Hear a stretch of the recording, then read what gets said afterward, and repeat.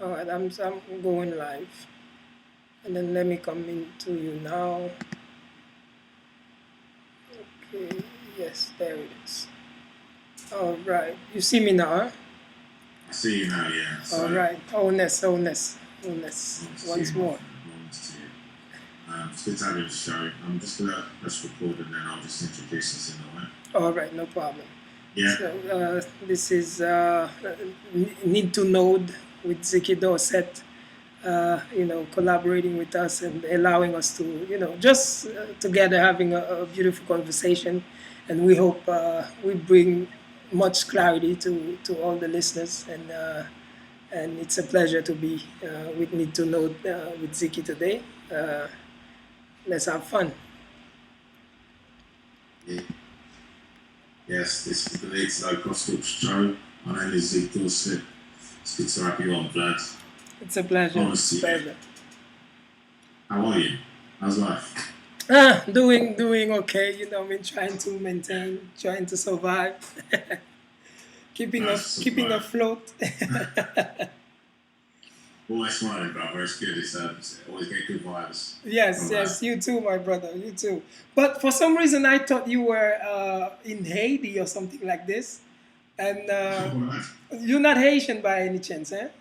No. No, I don't know where I get the idea. Maybe the name Dorset, Zeki Dorset, or something like this. The name kind of made me believe that you were just over there in Haiti helping out, or that's the picture I had in mind. And Maybe one day. until Maybe you, one day. I hear the accent, and I'm like, no, this is UK right there. Yeah. People always tell me about my accent. They I get know, I confused. know. No. Who knows what? I, Yeah, I, I definitely love in the the UK. UK accent though. Well, like I said, it's amazing to have you on. Been following your work online with Facebook and maybe Facebook. Yes, yes. Yeah, what great topic we have, or a few topics. We're going to be covering a few areas. But is a He's a very, very intuitive individual, and he's got an amazing show yourself out at the moment Yes, called the Vlad Imbert Show. yes, yes. Um, so, how long has your show been going on for? A good couple, I believe, like if not 5 years, the least, I would say. 5 years, yeah. Yes, 5 years at least, I believe. I'm not too good with time and stuff like this, but I hope Right. I'm right.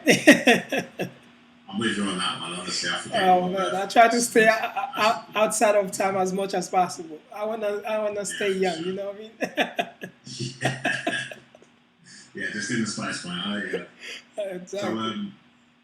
yeah, like I said, we've got a few topics to share Definitely. on, and I think we're going to get. It's not a thing. I know we're going to get a lot of information from this journey, Yes. and at the same time, we'll be hopefully be able to deliver a nice energy for you guys to harness and enjoy, and hopefully it will plant some seeds for you as well. So, what we will be sharing over today's show is sovereignty. What Okay. is sovereignty? We'll be looking into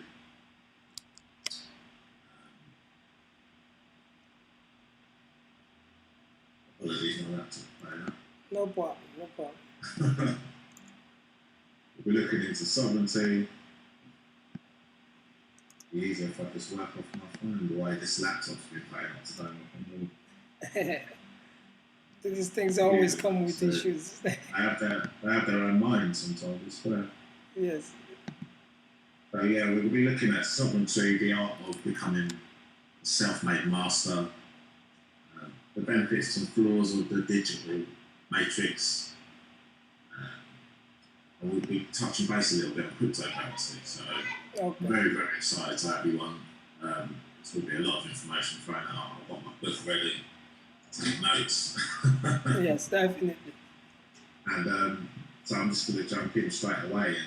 And I love starting the show always with a what. So I'd just like to know what your take is on sovereignty. What is Uh, sovereignty to you? Basically, sovereignty somehow is to be able to to live your life however you see fit. You see what I mean? Especially now in these times, to me, many people, have the wrong idea somehow because, it's somehow they thinking that it's about, just getting that freedom so that you can do whatever you want, this and that. But the main thing for the time and why sovereignty has to be and it works for this time, it's because it's a new day, it's a new time, it's a new dawn. You see what I mean? So the same way it was in the beginning, so shall it be in the end. We were free at first, free to create, free to be ourselves, but because every spirit, that inhabit an avatar, I mean, they somehow have a certain journey attached to them. You see what I mean? Like we have a journey attached to us, and there's no way we can serve that journey except if we are free to be who we came to be. You see what I mean? And this is why in these days and time, it's very important that we are ourselves. And for those, who may have not went and done the journey within, this is why today they may find themselves very confused and very lost and stuff like this because they don't know exactly still who they are and what they are supposed to be doing with themselves and stuff like this.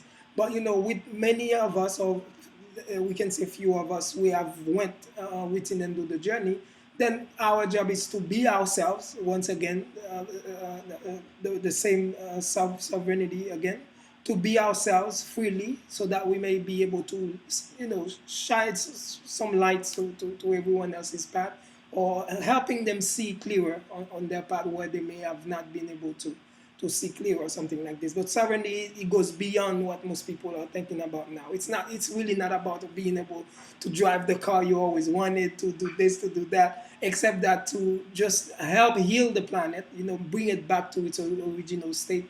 And as we are, as most would say, as we are entering, like less dense dimension of space and time and stuff like this. You see what I mean? I hope I give a clear answer to that. If not, just let me know. That's basically my take on that. Yes. Yeah, and thank you for that. I like your take on what sovereignty means to you, and it's definitely more yes. A personal thing. It is a personal. I've got some etymology on the word sovereign here, which I just read it out. It said sovereign, late 13th century, superior, ruler, master. In the old French souverain, lord, ruler, noun use of objective meaning, highest, supreme, chief. It's all kind of it's not plural. It's like in a sense of actually talking about yes a being. Just this piece here I'll read out as well, which came from Wikipedia. It says that sovereignty is the full right of power of a governing body over itself. Very important, over itself, like you were sharing. Yes. Any interference from outside sources or bodies. In political theory, sovereignty is a substantive term designating supreme authority over some policy. So again, it's not really towards the plural side. It's very much still on the individual, as it states, over what governing body over itself. Yes. So, it's something that's really lost in our age today. I mean, it goes back quite far as well. Yes, indeed. There you go. It's looking at go to the classical ages, the medieval. There's quite a lot of information there. So let's take a few snippets. It's the Age of Enlightenment. Did you just share on that? The Age of Enlightenment? Or did I? Sorry, say again? The Age of Enlightenment. Uh-huh. I'll just touch base on a little bit of what's going on there. It says there's so many aspects of sovereignty. Like you can sovereignty, interdependence, and then you can go into it's got international legal sovereignty, Yes. Yeah, it Westphalians is a very or broad. this. Yeah. Yes, yes, it is. It is. But like the core or the very basis of that is like we say, like you just mentioned as well from Wikipedia, is basically for the spirit to be able to be itself. You see what I mean? Because it's Yeah. only when it governs its own energy, then it can be itself. You see what I mean, and do what it came to do, what it was meant to do, or something like this. But everything else, you see, they mostly of the the other part is mainly mundane or physical or something like this. It's like to grow your own food, get your own electricity, blah blah blah. All of these things is they pertain to the physical itself, though they're one in the same. You see what I mean? But all of that, it's only to serve the spiritual journey itself. You see what I mean? That's basically what that is. You know what I mean? But it is a very broad thing, like and everyone, no one can really tell anyone else what sovereignty is to them except they would know. You see what I mean? Because that's basically how it is to me, or something like that. So a little bit about yourself and Sure. sovereignty. Maybe you want to share with the viewers just a little bit of your past journey, your time cycle, So as to what you've been getting up to, and then maybe leading up to the period when sovereignty was something that was knocking on your door, as your awareness was heightening and you was recognising that actually your path was calling you. So okay. yeah, very interested what you was doing before. Yes, yes, very, very important questions. Though. But the thing is, it's with me. It goes way back. You see, it goes way back because that's why last time I was on the podcast from B program in Hawaii. I'm not sure if you were aware of that one. I believe he asked something like this, and I was trying to answer it because it's I realized that it's kind of different from me or something like this than the majority or something like this because I had to explain it in this way so everyone can understand that there's two type of knowing somehow. You see what I mean? There's the knowing of the mind, and which is to be taught and acquired or whatever it is, by reading or maybe meditating or data or whatever it is. And then there's the knowing gnosis of the heart, something that if you always go with the heart, you always gonna feel the knowing. You see what I mean? So somehow, since I'm the type of person since young, even all my cousins, my sisters, my friends, they always knew me to be somehow connected spiritually, because my answers and understanding about life compared to them was always like ahead of its time. You see what I'm saying? So this is what they always say about me. That's why I was always the black sheep somehow. You see what I'm saying?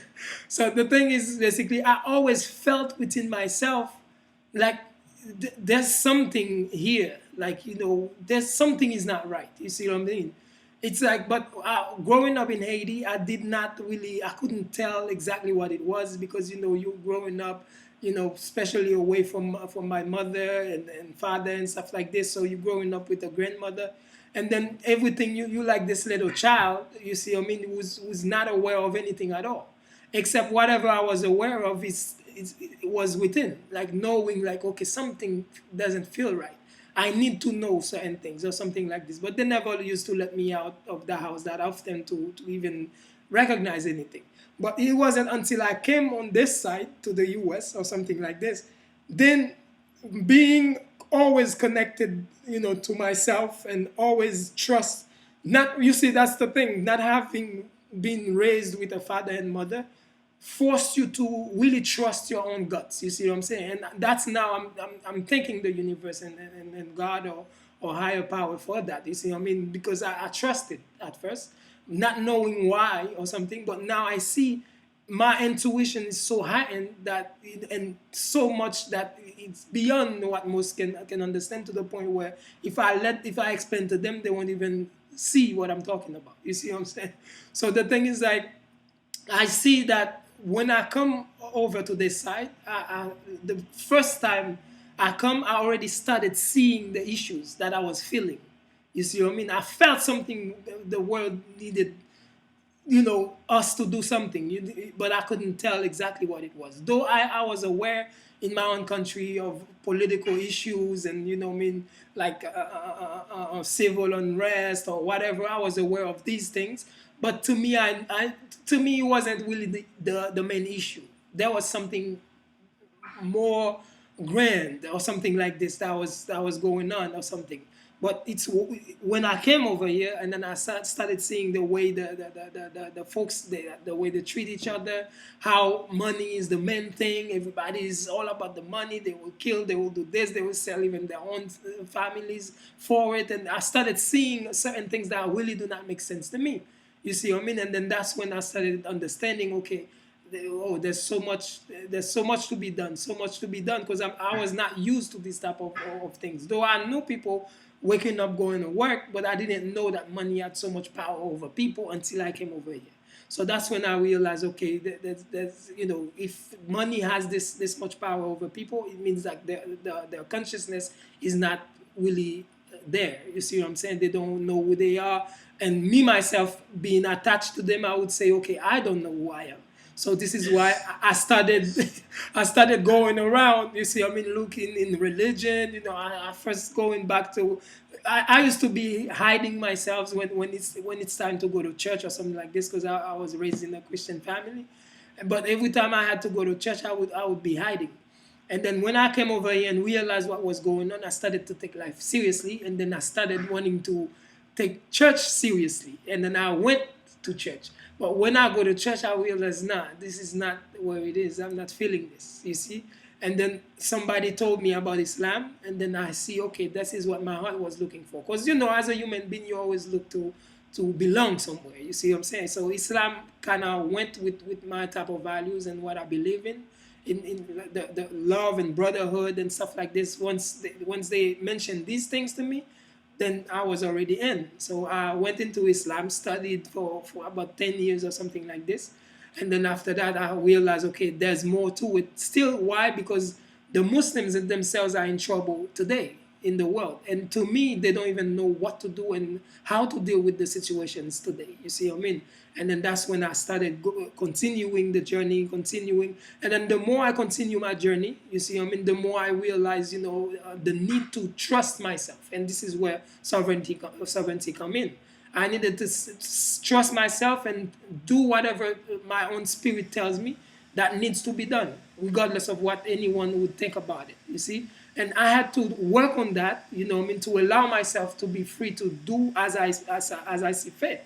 But after a few years, every time I realize what I've done a few years past and I see the results of it, then the more I get to trust more. I get to trust more, and the more, until I didn't even know the word sovereignty, but I had the feeling of sovereignty. You see what I'm saying? And that's what sovereignty is about. It's to be like when society is going left, and to have the strength to go right if you know that they're not going the right way. You see what I mean? And this is where I attach. Once I get to know the word, and I try to connect it to what I was feeling, and then I realize this is the same thing. You see what I mean? And then more and more, that's why even now I push it even with Sovereignty 2020 from Secret Energy and led by Sevan Boma. And so you know that. You see what I mean? So that's why I push that so much to people, because we do need a world where people, like Sevan would say, that everyone has their own uniqueness, something to offer, and, a piece to the puzzle. I like to say it in my own terms. You see what I mean? Like that piece to the puzzle, you have to leave that individual to be itself. But first, you have to know yourself. You see what I mean? And this is why it's so important to show like that. That's why I don't even allow myself to go too deep into too much, except the being. You see, I mean, every word I say, everything I talk about, everything I do has to be with the being more than to the knowing. You see what I mean? Because it's, like I say, it's the edge of knowledge. For the human being, you have to already know. You see, edge of knowledge doesn't mean you're gonna seek to know. Nah, it means you should already know. So now, after you know, what is left to be done is to be. You see what I'm saying? So this is the time to be it, to be that uniqueness that you are, to be the piece to the puzzle that you came to be, so that we can together, affect the world in a balanced way or something like that. You see what I mean? So that's basically. I know it's a long answer, but your question was kind of deep too, so I had to go way back with you and to bring it to today. You see what I mean? Because everything basically, you realize everything is connected, that even in the timing. You see what I'm saying? Everything I used to trust a long time ago, now somehow they're making sense to me. You see what I mean? They're making sense, and that's why I'm so happy more and more, because I realize, okay, I was not stupid for trusting myself. Because throughout the whole thing, when you see most people don't understand you, or why you want to do whatever, why you always stand against society, why you know what I mean? You feel somehow like you hate yourself as they feel hate for you as well. You see what I mean? Not that they feel hate, but they somehow feel sorry for you. The fact that you cannot fit in or something like that. You see what I mean? But it's not that I didn't have the longing. It's just like, what is to fit in? You see what I mean? I'm like, I don't see the reason I should, because I'm not helping myself and I'm not even helping you. You see, I mean, if I see you not going the right way, and if I speak to you, you won't understand. So the best I can do is to separate. You see what I mean? And then as we each go our own way, then whoever has went the best way, will show the way. You see what I mean? And this is what it was, though. And it's a beautiful journey, though. You know what I mean? It's very beautiful. An amazing answer there. But I've got loads out of that. Yes, indeed. I mean, a few questions to chuck on top of that. Okay. I'm intrigued to know what type of traits came across, or did you master, should we say, because I believe that, if you want to call it negative or positives, our aim is to always master whatever it is that comes on board in our reality. Like, it's just natural. We don't build to make things crumble. That's not how we work, unless we got the coding incorrect. Yes. So, very intrigued to know what traits you've built up through your lack of awareness to actually becoming very aware to where you are today. Because we do take steps back, we take steps forward, and like you shared, the steps that you took at the time, you saw a few years later down the line, you realised, wow, okay, and in between those steps, it's very intriguing to know what happened there. Yes. And you shared on building a synchronicity with your truest form. So I'd love to know someone that spoke Islam and stuff like that. And so you've got a religious background, which is great. If that works for you, fantastic. But I'd like to know a little bit of your platform basis as to, your universal platform basis as to how you build on your synchronicity with your truest form of who you are. Mm-hmm. And I really, you triggered, I'll really relate this back to you. You triggered me when you shared on a specific bit earlier, and it reminded me of Simone Beaumont as well, about getting to that stage where, you can either stay in the element of being a child, in the sense of not wanting to grow up, and get on coming into the path of seriousness, being on the side of the childish, of the child. You're just running in circles all the time. You're trying to put a square peg in a round hole, as they say, and trying to figure out why it doesn't fit. Yes. You're constantly doing the madness. So coming to the serious side, yes, it really is taking ownership. That's sovereignty, sort of, in itself. Yes. Allowing yourself to stop taking the wrong turns all the time, even though you do know. So, the first question: what traits are you aware of that show lack of awareness that people can possibly relate to? What happened within your life? What traits, for example, was it just plain naivety, or was it, what traits did you see that you built up that proved that lack of awareness was apparent, you know, and then you started cleaning yourself up. I'm really intrigued to know how you found out the all the triggers in your life, how you learned them and moved on. Yes, but my main thing I would say is it's the blessing. Now I can really call it a blessing for the fact that I'm the one, you know, that basically raised myself. You see what I mean? Anything I know about the world is what I taught myself. You see what I mean? So I see. That's why I used to. I never used to see it as a curse, and because I don't cry about it. Like I always say, it's like I trusted it. But my own sisters and friends and stuff like this, they always somehow felt bad. But I somehow I see that I couldn't have been who I am today if it wasn't for being raised without the mother, the father. There was some sad moments. You see, like when my sisters are traveling the world with their parents on every summer, and then I'm there. You know, I can't go anywhere because I don't. Everyone Mother's Day, you see Father's Day, everybody has a mother and a father, and I don't have it there with me. My mother's all across the world or something like this for me or something. I always felt like left out somehow. But for some reason, I don't even know if I should give myself the credit or if I should give the ancestors the credit or something like this. But I always felt like a hand patting my back, saying that there's a reason for all this. Don't feel bad about it. Just stick, be yourself, and there's no need to be sad, or just trust yourself, or trust the process or something like that. And this is why you see, most of the time when I really look to see, what triggers the sovereign mindset, or what triggers this, it was a work in progress or something like this, that, and starting from not having the parents, you see what I mean? Because everyone, most people, when I tell them that, they always felt disconnected to that answer, because it's not what most has to go through. Some of them had to go through some trials, like at one point in life, but me, it was an ongoing thing. You see, I mean, being raised, my mother left me, I was 1 year old. You see what I'm saying? So this was an ongoing thing. If you ask me, I never knew what happiness was, except that I had to be happy in myself, because no one was there to make me happy except myself. So I had to learn to look to the positive things in life. You see, I mean, at a very young age, to allow myself to, instead of living,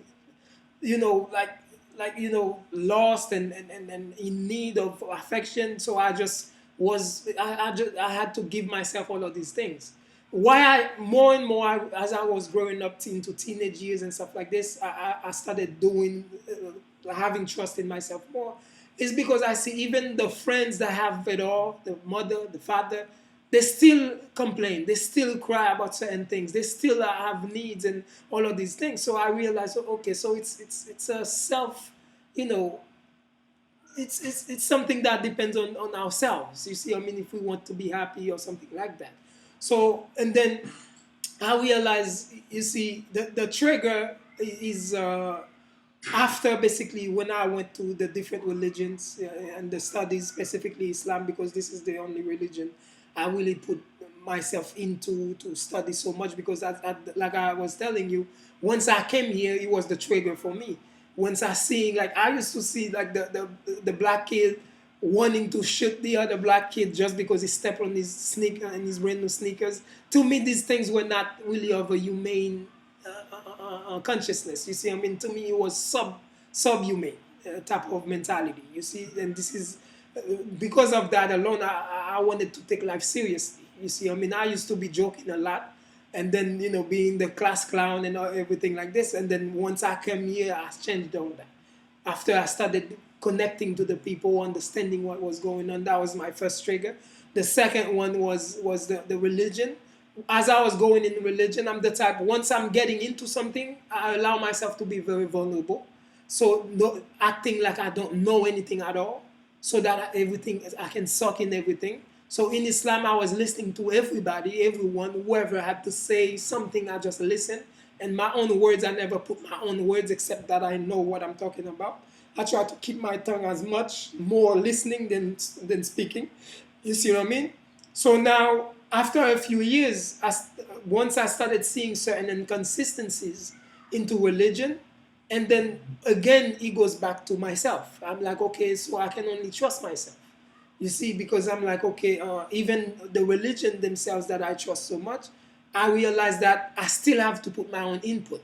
And even the word of Allah in the Quran say that you should not throw all your trust into the scholars or something like this, you know. And Allah love those who think, those who ponder upon the creation and this and that. Even Allah in the book, in the Quran, is pushing us to use our own minds. You see what I mean? And stuff like that. So that's when I started, okay, this is how it goes. This is how it goes. This is how it goes. This is how it goes. I have to trust. It's a constant thing. It's a constant going. And this is why many people think they have to go to the books, Ziki. But that's why I beg to differ. You see what I mean? Because me, I can say the only book I read, the first book I ever read from cover to cover was the Quran. And because it was something, it was mandatory in the religion. Like right now, every Ramadan we have to read the whole Quran. And the Quran is a book you always have to be acquainted with. You always have to open it up and recite it every day, 5 times a day at least, and stuff like this. So I had to, cause like once I became a Muslim, I wanted to make sure I do everything according to the books. You see what I'm saying?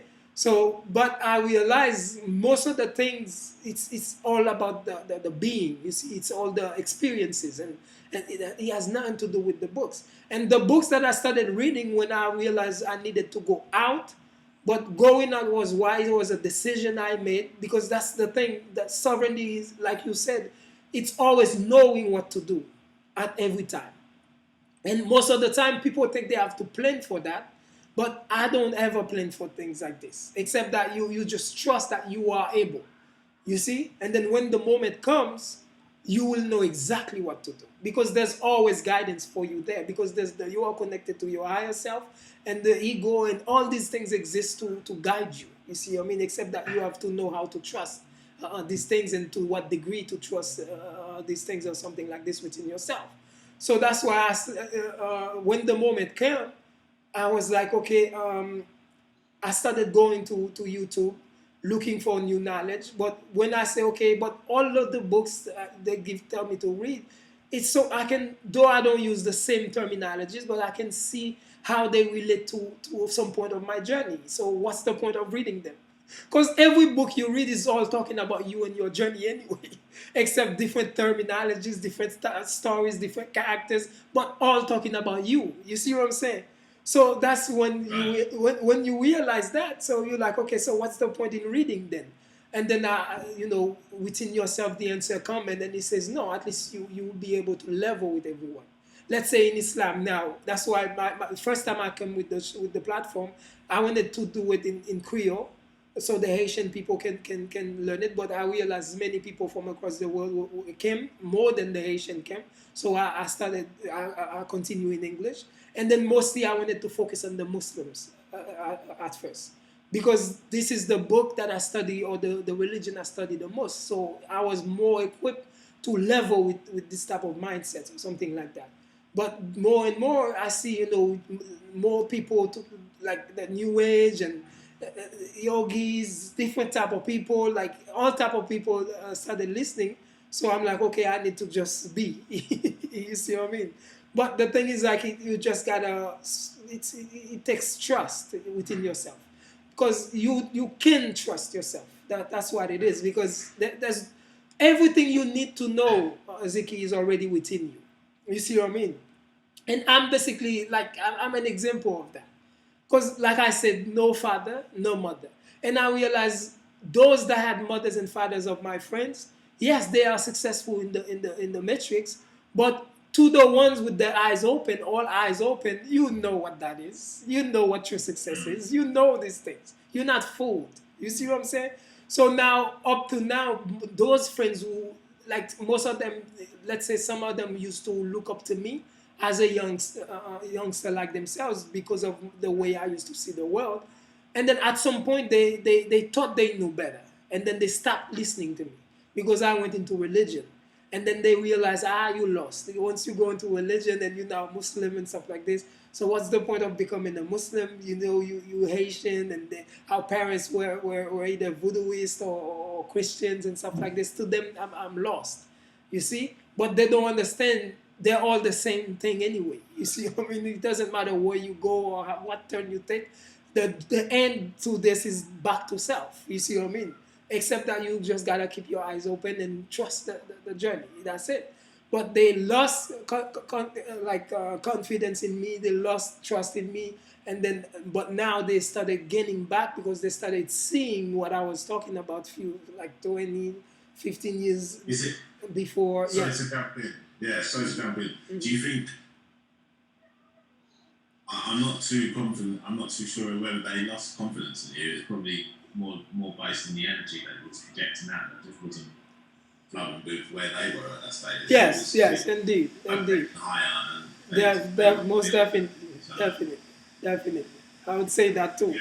That is so true because somehow they cannot relate anymore. You see what I mean? And more like you see, that's why you don't even feel like hanging out. You lost track of everyone, lost track of time because you're really not interested in what they are interested in anymore. You like want to do something different, and the problem with the difference is that no one is doing it the way you're doing it. You see, I mean, especially people your age. You see what I'm saying?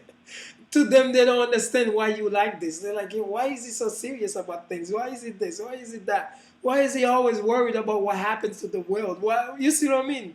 Because it's just that I realize when you don't have the parents to guide you in that time, then it's a blessing in disguise. Because the parents, the best they can do is to push you to fade in. You see what I mean? To force you to fit in and then tell you to go to school and go to college, get a good job, get married, and then get ready to die or something like this. You see what I'm saying? But when you left to fend for yourself and think for yourself, then now you depend basically on what's going on. You see the reality. You see what I mean? So now there's no one, like kind of clogging your visions and this and that. You just see it for what it is. You see, and this is why now I see the best thing we can do as we finish our journey is to take the lessons from the journey, as tough as it was. Like once I tell someone, no mother, no father, you can see psychologically how hard it could be for a child. And that's why now I say, okay, with this type of hardship, I realize how strong my heart became to the point where now I can speak to a world where most people are very immature emotionally. You see, I mean, that's the whole world is being controlled by their emotions and stuff like this. The way they feel, they control that through TV, to everything. You see, I mean, through the EMF frequencies and this and that, because the emotions are not stable or something. You see what I mean? And then due to that roughness that I trusted at first, then now I'm able to just navigate and with no issues where most will be trembling. You see what I mean? So that's why I'm only saying these things so that people can stop taking anything that happened or they think that is negative in their life and just see it for negativity. Except that you have to put it into proper perspective because it's not there to destroy you. It's only there to really help you see through the dark clouds or something like this, like bringing you the type of strength you need to be that sovereign being that you're gonna have to be in the new dawn or something. Because there's no other way now. It's either you choose to, like you say, to stand on yourself and know what turns to take and know things, know this, know that, or continue to be led or misled or something like this. You see what I mean? You have to be able to, at some point, to trust in yourself fully, and that's the sovereignty. You see what I mean? To trust in yourself, to know what needs to be done, how to lead yourself and leading those that are under your supervision and stuff like this, like your immediate family or something like this. And the only thing you can do that is it's by basically allowing yourself to go through the hardships that life is throwing at you, not to destroy you, but to help you get there. You see what I mean? Safely or something like that. Yeah. You know? Yeah, for sure. Indeed. Yeah, definitely. That's answered very well. Basically covered all three of those areas. Indeed. Totally, yeah. Moving from the childish to the sort of serious, and I like your take on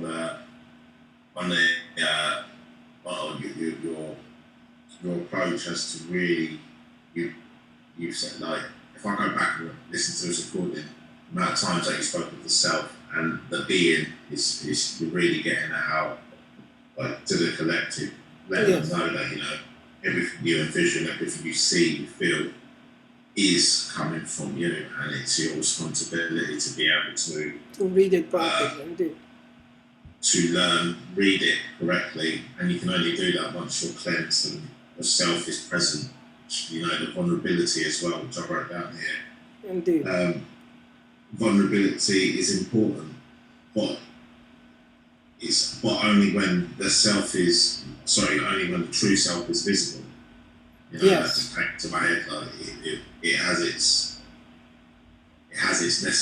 it's necessary when your true self is available and forefront with you, when you're in sync with your true self. Which is vulnerability can be a great opportunity to new things in your life. You know, being yourself, being open. Indeed. You know, if you're constantly closed, I'm very sure that a lot of the opportunities that came your way, you may not have taken. There's many opportunities that I could have had in my life that, due to my lack of awareness, I was enclosed, and you know, I don't like to say took the wrong choices, because there is no wrong choice. I'm more realising this. I agree. You know, so true. So true. Yeah, there are no wrong choices. It's just whether one choice may take me longer to get to that place where I want to be. Definitely. And another choice will get me there in a slightly more comfortable, or if not more comfortable, manner. So, and I can honestly say that truthfully that all of that comes back to self. You know, it comes back to my sense of knowing, truly knowing who I am, to be able to project my reality out correctly and achieve whatever it is that I'm trying to do, one step at a time. So, you know, one thing, as you say that, sorry to cut you off though, I like to know oneself. You see, sometimes it's a simple understanding that gets you there. You see what I mean? And the way we're supposed to understand, to know the self, is basically the same as saying, like, there's the mind there's the brain knowing, the mind of the brain knowing, and the heart knowing. And the self, it's most of the time we seek to know the self through this mind. You see what I mean? And this is where we get lost. You see what I mean? It's basically it's a aha moment somehow. It's not a knowing you can explain. It's not a knowing you can describe or something like that. It's simply an acceptance of the self, mostly. You see what I mean? Yeah, it's a feeling. You accept that that's what it is. Because it's everything. How can you explain it? It's everything you know and everything you don't know in one. You see what I'm saying? So, except that you only can accept it, and then just with the acceptance, just be yourself. Like, in no way you can explain. You can only be it. You see what I mean? And that being, and this is where the sovereignty come in, because you will realize, like, okay, like, everything you do now it may not be too much for you, but those that are watching, they're seeing a lot of power in your being and stuff like this, and you may not even know, you see, but they will see it, and they don't understand how it's happening, except that you're just completely in love with yourself and trusting yourself, and like somehow knowing yourself. But it's like I say, it's a different knowing. It's not that knowing that most of the time we seek to explain it to ourselves. You see what I mean? Like, okay, who am I? And we expect an answer. You see? But there's no answer. You see? Well, that's it. And, you know, to appreciate, to top the answer that you just explained there even more, it's ludicrous for any of us to even attempt to try and figure out who we are. If our time cycle from a young age has been built upon an unemotional build-up. So if you've been taught emotions that are not correctly in line or not in tune, like, or you've been taught things throughout your time cycle, you've never had the opportunity to even step back and go, okay, what is this? Does this fit for me? Is it fit for purpose, etc.? Yeah. And a lot of us don't have that opportunity to do that, and you still taking on board these emotional ideas, or what you think is whatever it may be, love or hate or whatever you want to call it. Isn't that just the definition of insanity? Isn't that just being crazy because you're just not taking no responsibility for anything that you do? It's almost very robotic. Yeah. Coding's just completely incorrect. You're moving, but yet you've got the audacity to attempt to think you know how to. I don't even want to finish that because it's not even worth finishing that sentence. Doesn't make no sense, does it? I know. but you will go there, like, because of most of the time, the movies kind of, and the stuff that we watch, the programming that we have, it somehow try to explain these things to us in a way, like even the books, you see, like giving the God's characters, and if we don't get to make the distinction, then all that can completely throw us off to the main thing. And the other thing I want to say about the self again is the minute that you ask this question and you think you don't know, or you think you need to know, is the time that you lost the knowing. You see what I mean? It's the same as when you're in a dream. If you're in a dream and you lucid dreaming and stuff like this, and then you start seeing certain things and you want to be able to remember them, or questioning what you're seeing in the dream, you have to access the mind. And within the mind, once you access the mind within the dream, right then and there you lose the dream in the second. It's the same thing with the being as well. It's the only thing that you are. You see, there's nothing else. So once you thinking outside of it, about it, then you already disconnect yourself, and the knowing kind of stray far away from you from then and there. The minute that you think that way, that's why it's so we basically have to be careful. Like we see most of the people, like they really think they would read about the self, they would do this, they would do that, and then they think they're gonna get understanding. But the first knowing is it's the intuition, you see. And whatever outside of that is like I had to do in my own journey. I went within first, forcefully. I can't take credit really, because it was like I didn't choose not to have a mother. I wish to have my mother with me at time. I wish to have my father with me at time. But except that it wasn't happening. You see what I mean? So now I had to live with it. And then because of that, my journey forced me to just go within myself. And then this is why it's safe for me now. It's because I went within first, then on the outside. Because once you have the path within, then outside is only a replica of that. You can put the connections. You see what I mean? Like, because it's already within. But when you go without now, you may never find your way back to self. Because the more you go out, the more the path is divided. You see what I mean? You just like the cells. You see, you will study the smallest atom, part of the cells, the atom, to realize that it's continually dividing itself. You see, you can never really know it all once you go on the outside. So you just gotta accept from within. You see what I mean? That's basically the best thing we can tell anyone. On our journey, the best thing we can tell. Yeah, I've got a little piece here. I'm just going to read it out for us and the viewers. Okay. It's from a website called humanityhealing.net. Title is Principle of Spiritual Sovereignty. The Principle of Spiritual Sovereignty. I'll read it out and then you can just take a take on it. But it's quite a nice little piece. Mm-hmm. The concept of sovereignty may be well known, and it is applied to the realms of a government, to territorial dominions of a state or a country. but it is less known as a spiritual concept that permeates one of the fundamental birthrights into the human experience, the right to be a sovereign being. To be sovereign is to be able to withhold the responsibility consciously from your acts through the expressing of the many aspects of the uniqueness of your soul and the realities that you are helping co-create. It is one of the most valuable concepts that precedes the efforts of the path of self-mastery.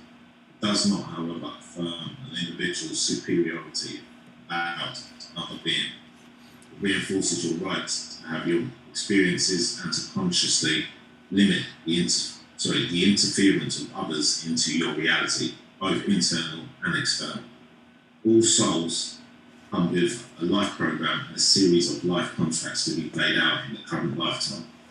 Contracts are as diverse as the roles we have programmed to play as individuals on this planet. One may have chosen to play the simultaneous roles of a mother, sister, daughter, granddaughter, wife, friend, etc. Every contract comes with particular aspects to be worked out, but despite their differences, none can overrule one's sovereignty as an individual or interfere with its free will. Spiritual sovereignty is not a divisive concept. It is one that reinforces the right to your individuality. The interesting aspect to be mentioned is that we are not separated from source, and ultimately an extension of God's life. We are still autonomous, not separated per se, but autonomous in the selection of quality and intensity of our life experiences. In brackets, if grass grows and withers, can only mean that it is part of a greater thing, which is even more real. Not that the grass is less than it looks. St. Thomas Aquinas has logical right to say, in the words of the modern mystic A.E., I begin by the grass to be bound again to the wall. This is a very important point because the divine source has allowed you to come into existence in the dimensional matrix of duality to play your life plan using the gift of free will. God has consigned your soul with authorities to create your life experiences according to the thoughts and beliefs you have in your mind. In the same thought, you are responsible for the quality of your life experiences. None is predetermined to a point where you are stripped of your personal divine power and transformed into a being that flows on the ebb tide of destiny. To be sovereign is to be free. It is important in the process to affirm your sovereignty so that you develop a watchful attitude to identify the demands of your ego, because to be completely free, one must realize that they are not. But freedom is also recognizing the interference of other beings in your energy field, limiting you in your potential intentions and life purpose. So I hope you got a lot out of that. Yes. Well, I quite liked it. I read it. Wow. Yes.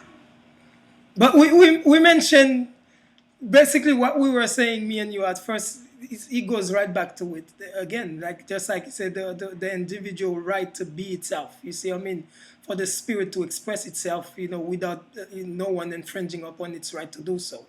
You see what I mean? So that's the thing. But my thing, basically, knowing and being aware, like I said, like having the knowing without knowing. You see, like not a knowing that you are told, but the feeling that it's the time will come where everyone has to be themselves or something like that.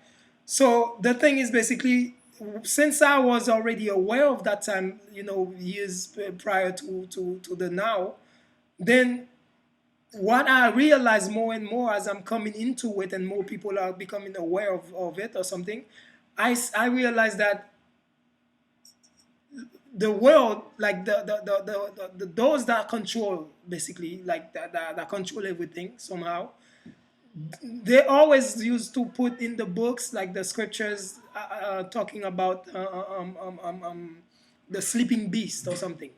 And the sleeping beast, more and more we realizing it's us, the humans, that's been put on the servitude, and being to slavery and this and that, like whether black, white, or Chinese, everyone experience slavery to some degree.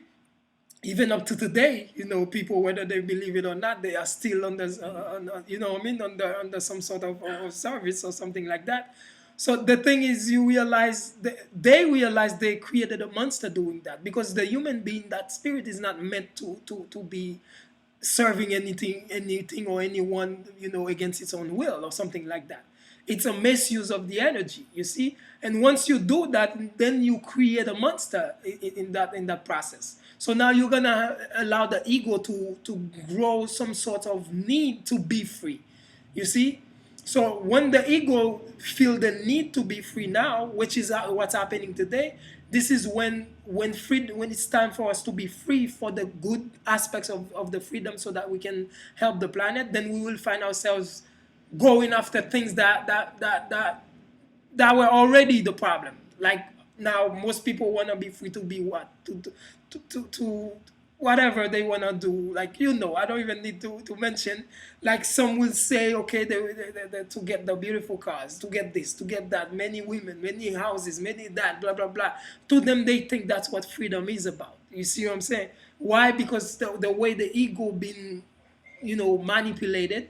So now within it, grew certain desires, that are, very small to what the spirit really needs, or something like that.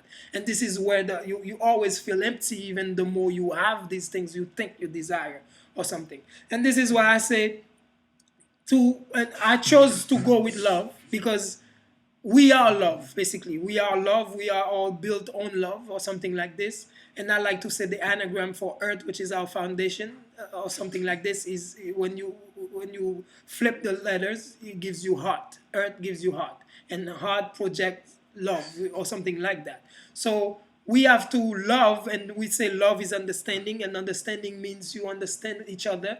You understand that every individual has the right to have their own say, and in their own life, in their own lives at least. Or they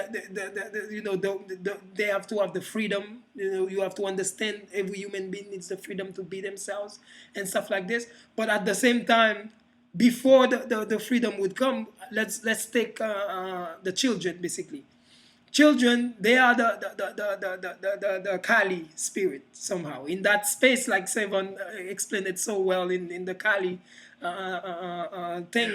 I was working closely with them on this project. So what it is like, basically, on the Kali, having worked with the project, editing, helping with the edit, I get to really sponge in what he was talking about. So he mentioned the babies are basically the Kali in its purest form.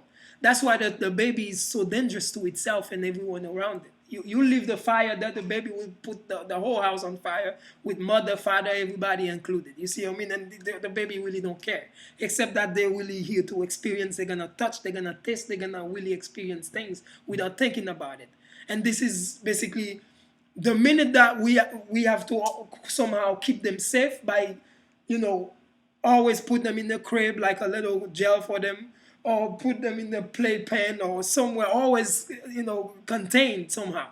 So because the spirit, when it doesn't have the guide within itself, able to guide itself, then you have to make sure you keep it safe by safeguarding it in a corner or whatever it is, until it is able to understand what is the fire, what is the water. Do not go in the swimming pool if you don't know how to swim. Do not go down the stairs if you don't walk properly yet. They don't know, the baby don't know these things.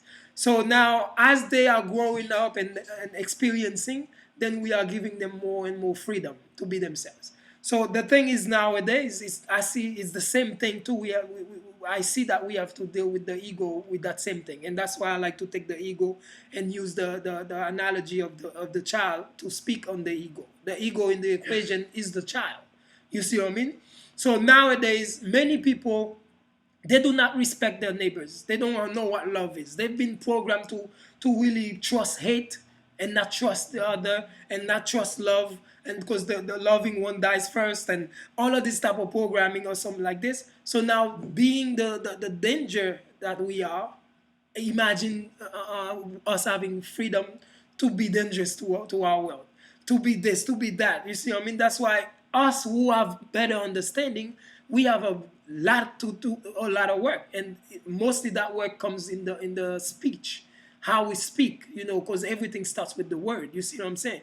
So we have to understand freedom, though it is good, it also has a downside to it if we are coming into it with the wrong understanding, wrong desires, 100%. wrong. You see what I'm saying? 100%. Yeah, 100%, definitely. yeah, definitely. Because Because that's why I find it so important for me to speak on love so much, to allow people to understand before you can even afford that freedom. You have to first understand who you are and see yourself in your neighbor to the point where you would never hurt that neighbor. You see what I mean? Because the thing is, like, if you cannot be on that level to be that loving, then truly you are far from freedom or something like this.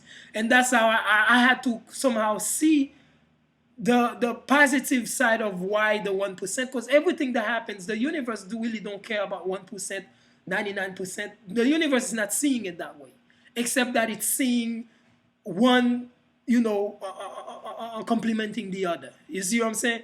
So the 1% now being the one who is mature enough, though he may not be using the power properly, but who is to say somebody else, if you're not controlling yourself properly, who is to say that anything outside of you is gonna be to your liking? And this is why we have to make sure that we become that mature, so that no maturity outside of us is relevant to us. You see what I mean? Because we are able to maintain ourselves and to respect ourselves, respect each other, and love each other, and do the right thing at all time, or something like this. You see what I mean? And this is why it's basically I am for the freedom. We need freedom. We are free anyway within ourselves. You see what I mean? But first we have to get there. You see, and we cannot jump to it, because in New York, Zeke, recently, some sisters, you see, I believe Puerto Rican and some black ones, some white ones, for lack of better word or something like that, they wanted to show freedom. Oh, we have to be able to be free. And then they just got naked and go to Times Square, and then showing their nakedness and their breasts, thinking, okay, that's what freedom is about. You see what I mean? So that's why we're always gonna have a misunderstanding of things unless we truly know who we are. Because freedom is not something we can buy. It's something that surrounds us, just like ourselves, just like abundance. These things are not something to acquire, something somewhere to go and get. It surrounds you. You see what I'm saying? You just gotta attune yourself. You see what I mean? Like, align yourself with it, and then that's it. And freedom is it's there. You see, like, that's why I always like to say we await you or something like this. Why? Because we are able to be free. You see, but it's something that you will give yourself, but we have to be real with ourselves, knowing, like me myself, at some point, the main thing you will find myself do is questioning, am I ready? But I will never really jump and say I am ready. I will question that I am, but not question not say that I am. You see what I mean? Because I always want to make sure, like, to be these powers, you have to, like, even the movie Spider-Man say, with great powers come great responsibility. You just gotta have to understand the responsibility that come with these powers somehow. And that's why most of us, we want the freedom. We already are free. It's like the haha moment again. Okay, so who gave you that freedom except that you took it? And how did you take it? You felt like you were ready for it. Just like we always say, the master shows up when the student is ready. Freedom will show up the minute that we're ready for it. Abundance will show up. The minute we're ready for it. Everything gonna show up because it's already there waiting for you. It's seeking you as you are seeking it. You see what I'm saying? Yeah, Exactly. sure. So that's why I so focus on the love, because it's important. I see Zeke, and Zeke said to me, "That's right now, Zeke. I'm doing everything against the norm somehow. Like, you see, most people will tell me, oh, you do this. No, I see Zeke and he wants to do a live with me. I don't know what good can come out of that. Why would I turn that down? You see what I'm saying? I want to be able to do this freely, and then just like, okay, I'm done, without thinking about it. You see what I mean? Just be. You see, you trust yourself, and if in himself he sees the need to collaborate and stuff, I have to trust that he knows what he's doing and why he's doing it. and then I have to just allow myself to collaborate and do things, and that's how I've been living for the past few years. You see, I mean, trusting the process, just live, just be. You see Yeah, what I for mean? sure. I resonated with your work and like I shared, you know. Indeed, indeed. I appreciate you though. Following your path, and it's naturally just putting off. I don't know the correct word for it. Yeah. It's clearly it was a catalyst in itself, and it was like, yeah, I need to engage with this guy a little bit more. Yes. And you know, create a more tether align. Yes. With yourself, and allow. Because the way it works is, you know, this will branch onto other people that want to share and move towards what we are talking about, and that's the idea. Like I'm learning more that actually, you know, whatever I do learn or engage in, I don't want to possess it.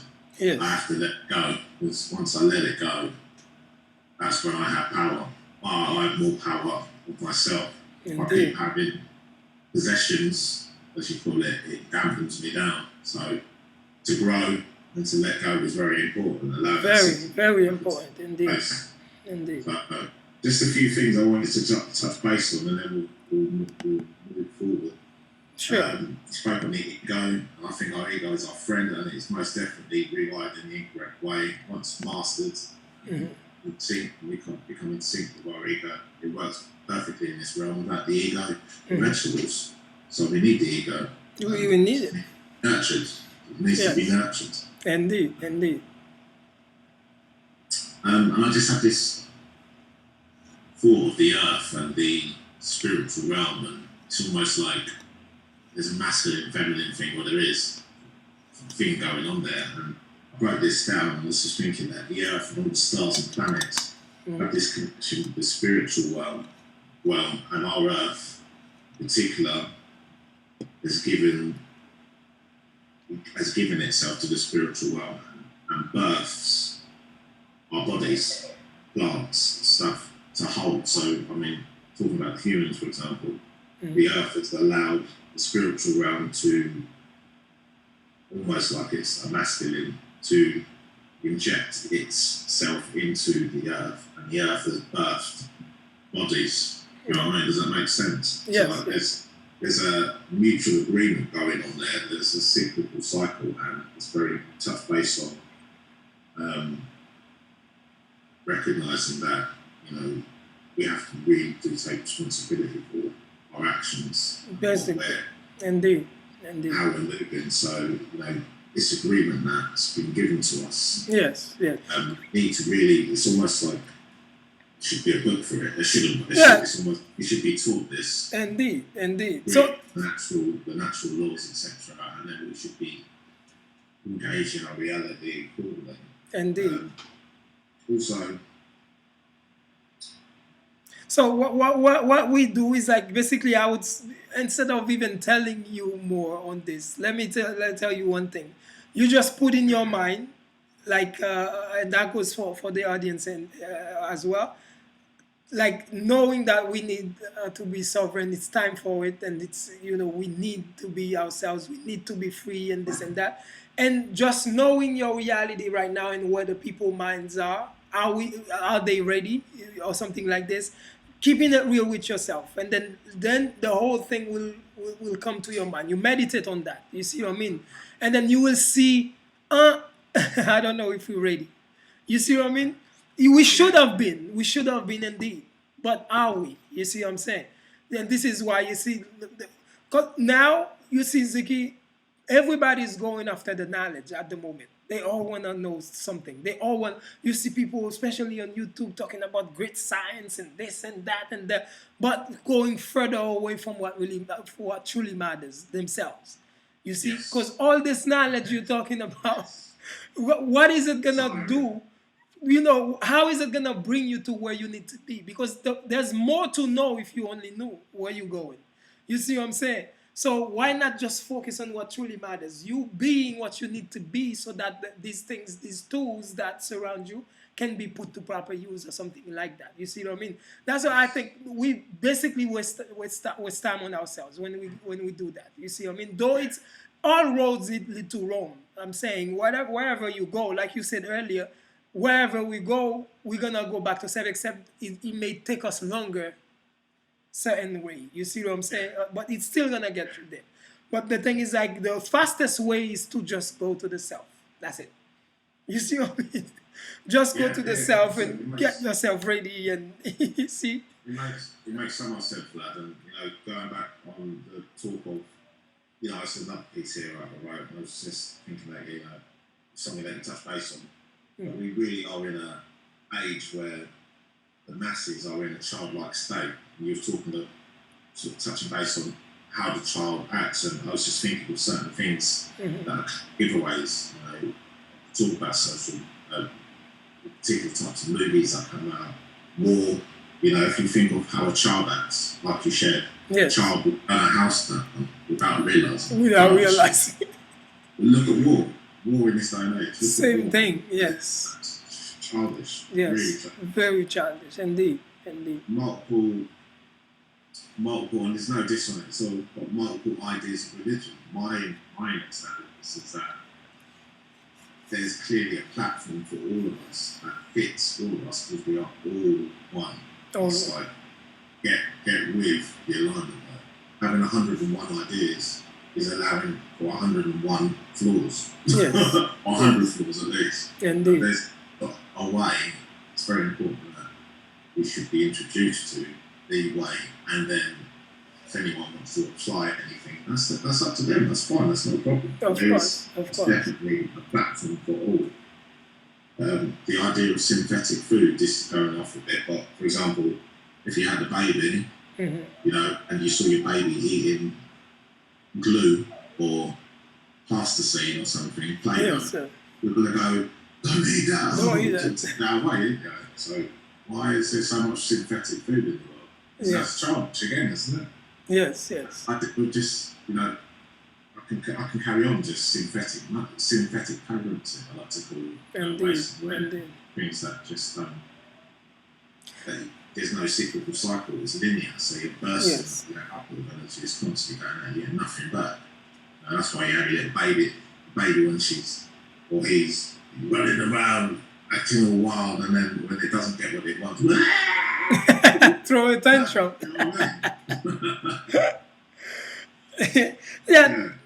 Definitely. Like with the things, like I see, like what you say is many speak on this or something like this. They would say it's because they want to keep us down somehow, because though they know, like it's in the scriptures and all books that the sleeping beast will wake up, and as it was in the beginning, so shall it be in the end.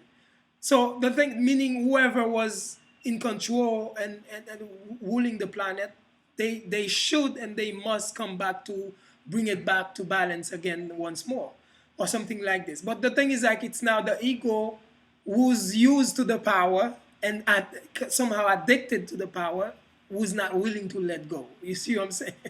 Something like this. And this is why they seek to, keep us down in a way, like to keep us there so that we never become mature enough. You see what I'm saying? To mature enough to the point where everyone will realize, oh, we need the police. We need the army. We need everything they offer, regardless of what may be going on with them or something like this. But they are the one keeping us somehow from killing each other, or this and that. Because the thing is, like, we are aware, but we still have to allow ourselves to see that it's all our choices. You see what I mean? Like knowing what we are supposed to do, or knowing what we're supposed to eat, knowing what we're not supposed to eat. And let's say even the food cannot stop us from being ourselves. You see what I mean? Because when I'm speaking on these things, I speak on it from experience point of view. You see what I mean? Because I've been eating the meat, I've been eating this, I've been eating that. You see, not advocating it, but just to keep it real, to show people, not to give anyone any excuse that, oh, I eat meat, maybe that's why I cannot meditate. Maybe that's why, no. You can do all of these things because you're not really, the body doesn't have that much control over the spirit to the degree that the mind believes it. You see what I'm saying? If your mind, it won't have no more than what the mind believes. You see what I'm saying? If you believe that you can't do it because of the meat, then you won't. Not because you can't, but because you believe you can't. You see what I'm saying? So the thing is, like, it doesn't matter what. That's why the Bible even say it. No weapons formed against you shall prosper, because it's all about you, your perspective. You know, what do you believe? How much power you think it has, or something like that over you. It's all the mind. You see what I mean? So that's why I don't tend to give that much power to the outside. Because I recognize I am the strongest. I am the worst enemy. I am the best friend. I am this. I am that we are. You see what I mean? Regardless of what the outside is doing. That's why I don't join the people that seek to fight the powers that be or the powers on the outside, because the best way to conquer them is within yourself. Because whatever you see outside is what inside is projecting. You see what I'm saying? There's the same war going on within the mind and the heart.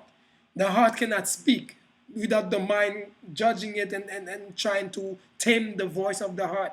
Or spirit cannot come out and say anything without the ego in the way. Or the war going on within you all the way. And then it keeps on happening on the outside. You see what I mean? And I don't really push anyone to go outside at all. Every time we go outside, I always try to pull it back in, because this is where the power lies. You see what I'm saying? That's where it is. We should not think. You see, most of the people. Tell me, Zeke, how many people how long have we going out with banners and protesting and do this and that, and then we still just going on the wheel, like in circle, and go back to the same thing. You see what I mean? It never do anything. Why? That cyclical cycle, that cyclical energy is I was gonna say is organic, is synthetically organic to the powers that be. They've got it in a cycle where they benefit more than we do. it goes back to them. Goes back to them. The share is linear. Thank you. For us. You see what I mean? Some energy and get nothing back. You get nothing except you wasted time. I don't realise that they're just wasting time, basically. You see what I mean? And this is why he has to go back within. And that's why I do understand, okay, the chemtrails. But once I see these things, because the minute that you start fearing them, there goes your energy going down. There goes your power leaving you. There goes, you see what I mean? You just got to see it, okay, be aware, and then just keep within. And then know that what you got to do yourself. If you have to ground yourself, the simple things, you see what I mean? Go in and take a sun bath, or do the meditation and you know, the fasting and all of these things. You just got to keep yourself spiritually strong, because it's all mind anyway. Once you know you're doing it, then it's in your mind, then it's going to affect your reality somehow. You see what I'm saying? So that's why people got to start trusting themselves more and more. And knowing that there's no power on the outside, really, except that, you know, anything you see outside is something that you either create for yourself subconsciously to protect you from yourself. But the thing is, like, is it really gonna be to your liking? Not really, because it's doing a job that you shouldn't need to be done. You see what I mean? Let's say the control somehow. Our communities are infested with police, let's say. Why? Because it's so easy for us to get mad at each other. Oh, you look at my girl, I want to shoot you. You step on my shoes, I want to shoot you. So there goes the police having relevance. You see what I'm saying? But the thing is, like, who give them that relevance? We do. Because if crime goes down, what is the job of the police? The best they're gonna have to do is to create some sort of issues, you know what I mean, to bring the crime back up, to give themselves a relevance. You see what I mean? Would they? They wouldn't do that. You see what I mean? But that's the thing. They would have to, you know, come out and find a way to, because there goes we again. They have to manipulate us. But who are they manipulating? Us. They have to make us do something in order to give themselves something to do. Keep that cycle. But exactly. But who they get to do it? Us. So that means if we don't do it, then you see what I'm saying? So that's what it is. It's like we need to learn to be the missing link. Basically, you see.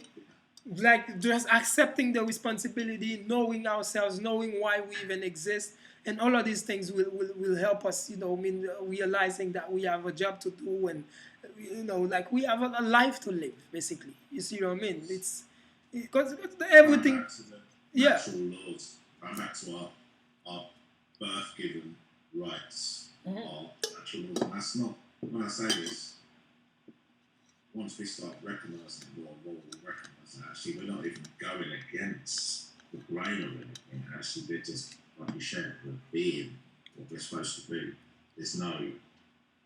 There is no black scar or anything, or actually attempt to the say the training, the thought process and the ideology that you're following of being a clean, spiritual,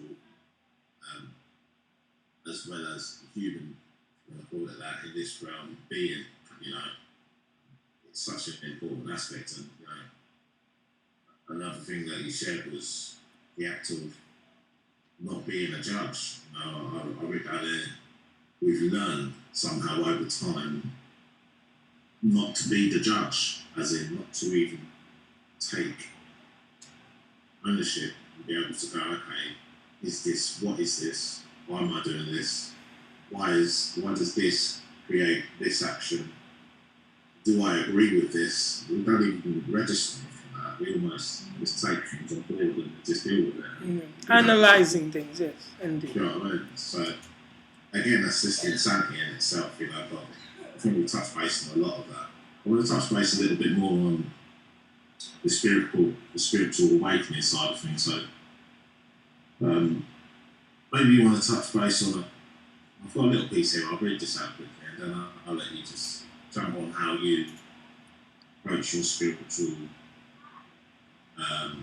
approach, your daily approaches, your just how you get down with trying to embark on heightening your awareness, or your broadening your awareness, your being.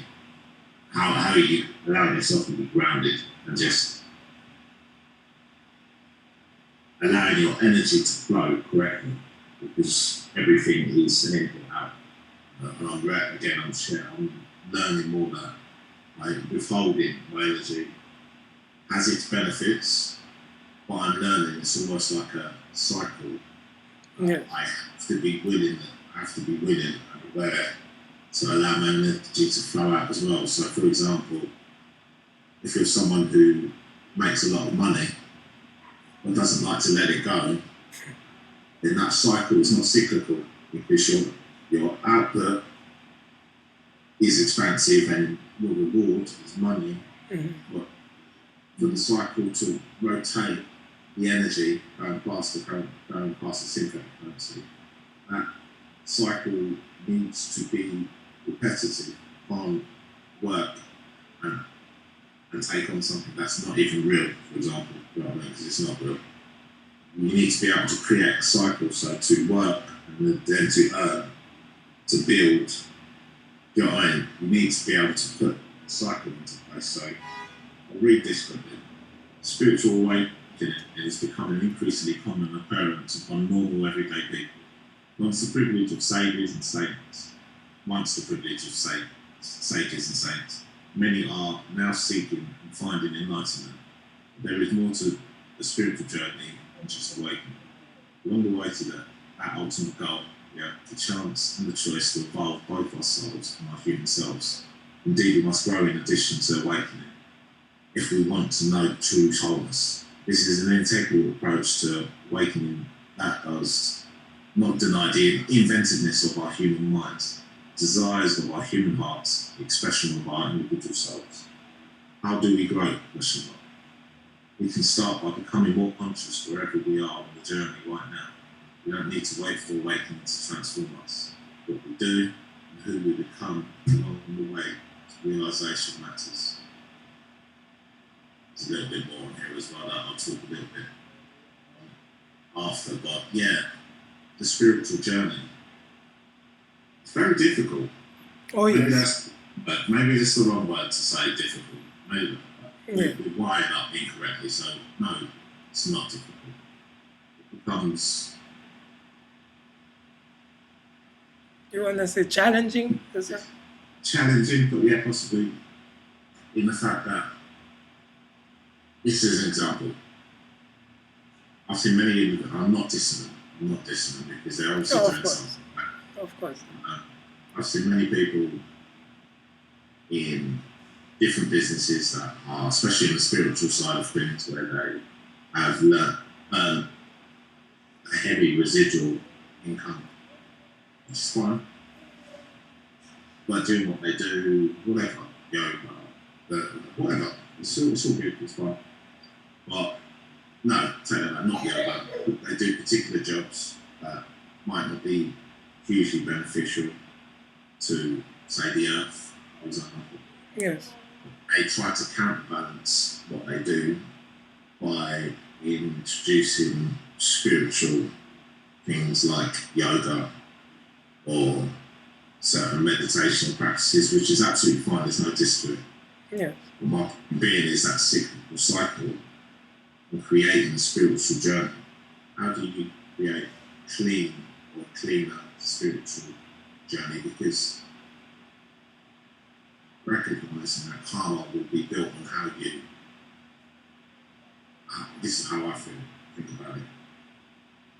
Your karmic approach will affect you accordingly. If it's not cyclical enough, if it's very linear, it's not coming back to you in a creative flow, the karma's going to come back quite troubling, in the sense that you're creating something that doesn't work. It's like trying to have a car with square wheels. Yeah. Eventually it will go round, but it's going to be rocky. Yes, yes. So that karmic flow is going to be odd. So from a spiritual point of view, how do you enable a creative flow for you to be able to work with and share with others at the same time?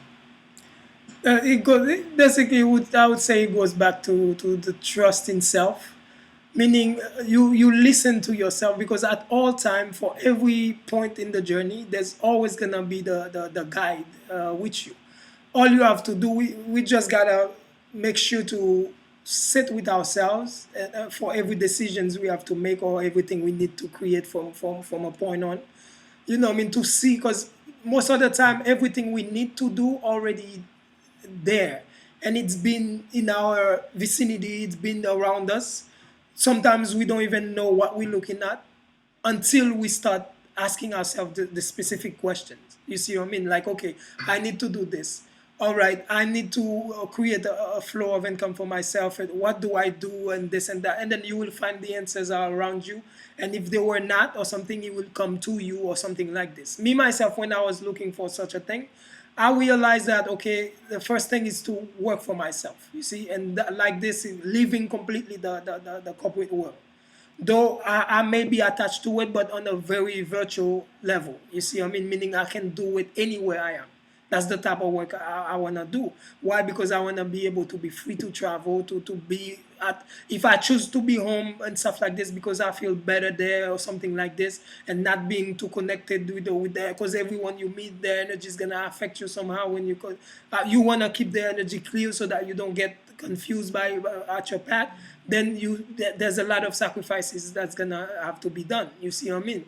So then you will, and this is why I would always push those, in that position, to partner with Savon. You see what I mean? Because Savon, for everything that we ever need, is already ahead awaiting us. You see what I'm saying? And then I realized I met Savon for that specific purpose. Why? Because in his journey, he already came to that crossroad, where he needed to create a way for himself, financially, to sustain himself and sustain his giving back to humanity, or something like this. And that same thing now is replicating, and then allowing more people to come and then invest in.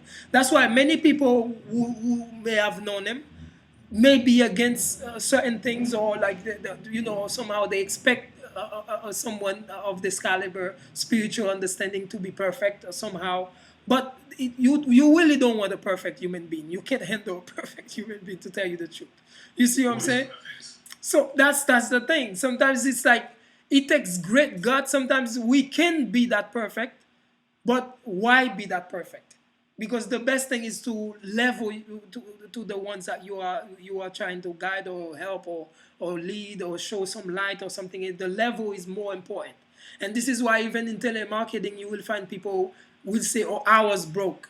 You see what I mean? To level. First, they create a common ground and then they give you the solution. You see what I mean?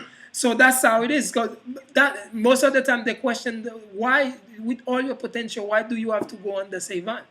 But I had to realize that it's not about me having my own platform, though we may have our own platforms, but still working in contingent with other people. You see what I'm saying?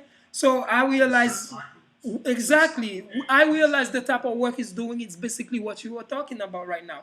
He's giving a karma free world idea. And he already created the platform. Many people is eating from the platform already. And there's so much potential in the platform. Right now they are working on music videos. They are working on this. They are working on documentaries. They are, you see, because there's different type of. Everyone knows. Sorry, just to let everyone know, it's all massive online, like secretenergy.com. Very, very expansive. If you're not aware of it, Yes. you need to know. It's something that we both know. So please continue. Yes, indeed. So that's what it is. That's why I always push it, because to me it's not about competition.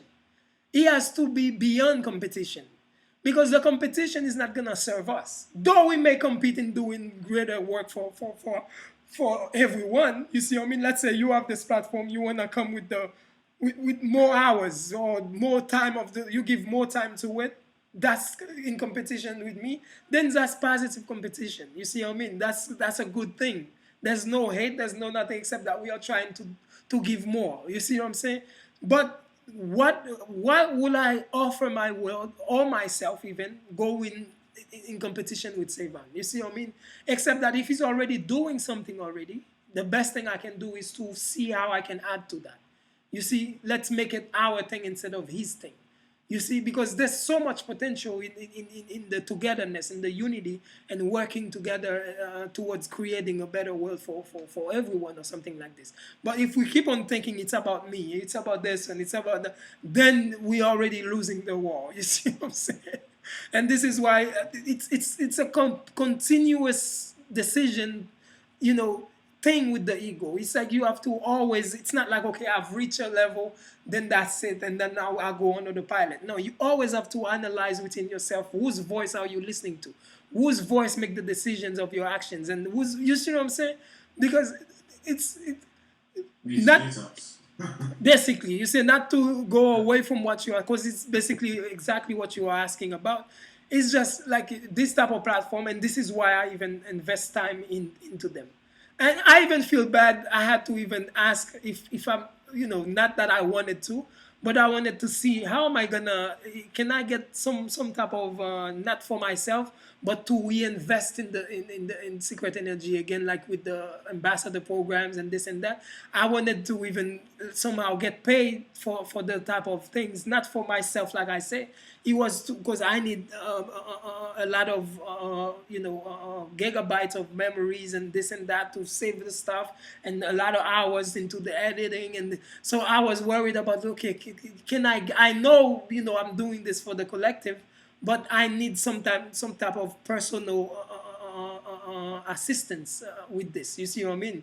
But I did feel bad, even though I knew I had to do this. You see what I'm saying? I felt bad because I know it's not about me. It's mostly about, like, let's make sure we have something there to fall back on. You see what I mean? Because right now, more and more I realize why I had to trust my higher self in working together with Sevan is that he has the proper understanding on the crypto thing. He has proper understanding on the virtual world and this and that. And more and more we are going virtual. You see what I mean? So if we do not support these type of brothers and these type of platforms who are able to bring about alternative to Facebook and YouTube and stuff like this, then whatever happened or whatever, when we are being how you call that, sectioned or monitored or this and that, it's gonna be our fault. You see what I'm saying? Because we didn't provide the proper support, towards the channels that could have, provided the alternative to this. You see what I'm saying? So this is why we have to make sure, if it is on a, let's say, to answer that on a personal level, it's basically just trusting, somehow, because the answers are within you. Again, you just gotta know, like, okay, I need this now. Okay, I'm on this journey and I'm starting to awaken. I'm understanding things, and I don't want to give my time to the very thing that are destroying the planet. What should I do? You speak within yourself, because most of the time, the best answer anyone to help anyone can be is to always give back the power to the one who asks. You see what I mean? To allow them to start trusting more in themselves. It's not always having the answer. It's always, the best answer is to show the person how to get the answer themselves. You see what I'm saying? And then the best way to do that is just, focusing on yourself, and then, like, realizing the need that you have for the moment, and then be silent enough, you see, long enough, so that you can get the answer out of yourself, because he already exists anyway. Because whatever I would say, it may not make sense, to what's going on in your life at the moment. It may not be possible to what's going on. That's why the best is to help you, give you the tools to see for yourself what it is that needs to be done. And that's why even Savon did the same thing somehow, by saying the uniqueness, find your uniqueness. It may be something that you already been doing. Because the thing is, like, it's just finding something that's not out there. And this is you. You the only one out there that is you. So whatever you have to offer, whatever, that your journey give you of some type of skills and this and that, you can put it and mix it with your very being, and then create something new. And then with that something new, there goes your what would I say, your door, or your way towards your abundance and this and that, or whatever you want, or freedom or sovereignty, from the workforce and this and that, or whatever it is. You see what I mean? But basically, we are working, like even this channel, even like Seven is doing. My channel is basically for that. Like, say, every brother you see in collaboration with you, because the thing is that we just have to trust that whatever we are doing is already going towards it the minute we have the intention. You see what I'm saying? Once we trust in ourselves and our heart is in the right place, whatever we are doing from there is going towards that goal, whatever that heart desires from the moment on. You see what I'm saying? And now I'm seeing it in a way, because I chose this platform, because if I had a cell phone store, still, how many people could I have hired that are on the journey? Because having a cell phone store is not gonna be about where are you on your journey. Mostly, it's gonna be about how can you serve my store. It's more of a personal thing. But when it comes to this type of platform, so now I can focus on what matters most. You see, your spiritual growth and stuff like this. And let's say many people right now, I'm working together with, though they will get my service, like helping them promote their products. And who are they? People on that journey. You see what I mean? Because I only focus on those that are seeking sovereignty, like financial sovereignty or something like this, and then see how I can use my platform to assist that. You see what I mean? So that's why I say, if you will find me sharing certain things about them. But all that is left to be done now, Zeke, is to allow themselves to see it as such. You see what I mean? Like, sometimes you may invite someone to make you understand where I'm at. You may invite someone on the platform, and to the degree of where they are and the shows that they've been on TV, and sometimes you may find them hard to call your platform a show. Why? Because they've been on a show and they think, you're not serious about it, so they don't want to call it a show. But the only reason the other shows have the power is because in your mind you give it that power. You see what I mean? So how about you just respect it and accept it for what Zeke called it, a podcast, a show, or this, or that. Because wherever that show is or that podcast is, doesn't mean that's where he can stay. You see what I mean? It's all about who's dealing with it, and the people, are they powerful enough to make it something greater? You see what I'm saying? Because the thing is, like, we just gotta trust that we are the tools, we are the value that is added to anything we do. You see what I mean?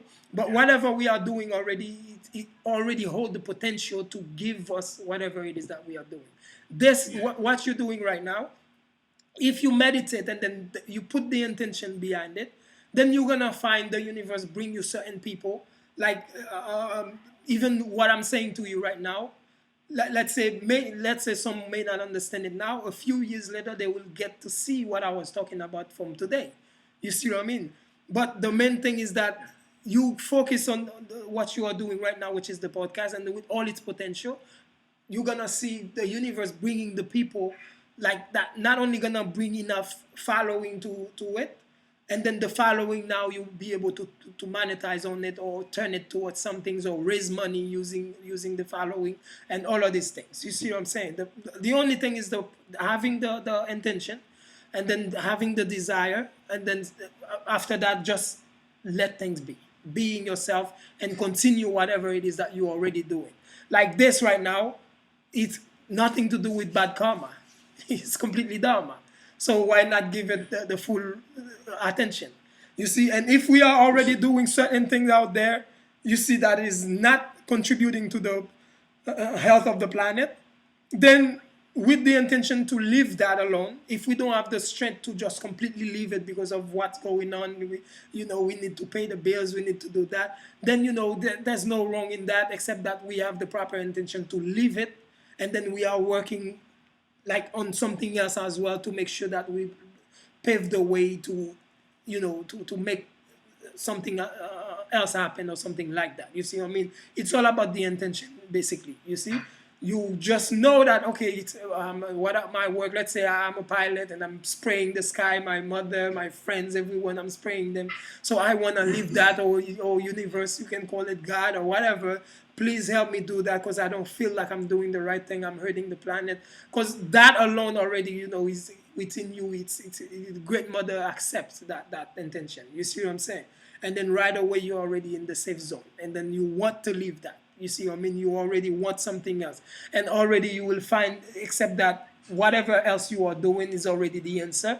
You only thing you need to do is to give more value to it, and understand that its full potential and what it can be and stuff like this. But you first have to believe in what it is. You see what I mean? And let that spill through to everyone else. You see what I mean? That's why I had to trust this. I do have people like my ex, people, saying that, oh, what you doing? You give a lot of time in this. You get the 9 to 5. You get this, because we all go through the same thing. And to some degree, we want to answer, like we want to do what they're forcing us to do. But what they are forcing us to do, we realize that that's not going to help them. It's not going to help us, except maybe for the time being. You see what I mean? But it's not going to really safeguard the future for us, because we are only going with the flow. You see what I mean? And sovereignty goes when you're comfortable going outside of the flow and creating your own flow. You see what I'm saying? And that doesn't come easy. You see what I mean? But what is it now I'm doing? Everything I'm doing right now, more and more, I'm seeing the potential. You see what I'm saying? More and more. But at first, very humble beginning. People did not believe. People did not trust. People were thinking that I'm wasting time. But it's in you. No one can see the vision but yourself. You see what I mean? And especially if it's already grander than yourself. It's bigger than everyone. You're trying to give back. You're trying to pave a way. You see what I mean? Like, and that's why all I'm doing right now is partnering with different people on their journey. Like if you have any business you're doing, I will send you email or send you a messenger telling you, okay, this is how I can assist your business, and then you help me with this, I help you with that, this and that. It's all a blueprint I'm creating. Most people may not even be aware of that. But every action, that's what sovereignty is about. Every action, has an intention. You see what I mean? And most of the intention, most of them may not even see. To the degree, Zeke, I invited certain people that I believe what they talk about. Inviting them for what? just so that I can open my channel to them as a new channel, so they can be seen and known and broaden the views and stuff like this, right? Because I believe in their teaching. But sometimes they may have a wife, or one of them have a wife who would looking out for the husband, saying, "Oh, you can't keep doing an interview without getting paid. You have to say, okay, $200 an hour, blah blah blah," and then he turned it down. But the brother is not even owned anymore right now. Why? Because that was the wrong decision. Because when someone like myself come, I'm not seeing the money. Because people, that's what people don't understand. When I'm not making it about the money, I let you come on the platform to say something, and then you see money. Then me myself, what do you force me to do? To see money too. You see what I mean? Like, okay, I'm opening right now. Viewers are what? Are basically money now. You see what I mean? According to the digital world. You see what I mean? So everyone someone allow you to see, every share, every like, and this and that is basically giving power to your platform or something like that. But when you say, if you cannot see money beyond the paper, then you in trouble, because the paper is disappearing more and more. You see what I mean? Yes. That's the thing. They have to start seeing value in other things. You see what I mean? Like, True currency. you see what I mean? Understanding what money is, instead of seeing it from the one thing that you've been taught to see it from. You see what I mean? And this is why I feel so bad for the people not being able to see the potential in this type of work that we are trying to do, and why we put so much time. Like Sevan himself, recently he was celebrating 100,000 views. How long is it he's been on? 10 years. And he said for like 3 years, going 4 years, like he's getting 10 views in a video, on a video, this and that. He thought of giving up. Most people tell him to give up, this and that. People curse him out, people judge him, all of these things. You see what I mean? All those challenges and stuff like that. But he kept on. You see? But then now, look, the platform went beyond what he expected. You see, right now he has so many people having to help him now to keep up or something like that. You see what I mean? Why? Because the minute you have the intention, the whole universe already conspired to give you exactly what you need. The thing is that we just gotta trust that that's what it is. You see what I mean? Because you never without it, or something like this. You always with it. You always have everything you need at all time. Like right now, I realize that I turn down certain opportunities because I do not want my need, or my little mundane needs to make big decisions. You see what I mean? That's why I say, I see certain opportunities. Some people may say, "Oh my God, how could you pass that?" But I pass it because of why I felt like I needed it. I really don't like making decisions based on survival or something like that. You see what I mean? I always try to. That's in defense mode, isn't it? Exactly. You see what I mean? The thing that's vibrating beyond the animal self. That's one thing even Egypt taught us to do. Like, the very Sphinx is the picture for that. You see what I mean? It's like having the head, the human head over the lion body or something like that. You see what I'm saying? So the thing is, like, I pass the opportunities. People will always not understand it, but you pass it. When you I learn to see it in a way that I let go of the small fish to catch the big fish. Because most of the time when it's based on the animal survival self, then though it may seem big for the time being, but based on spirit, it's very minimal.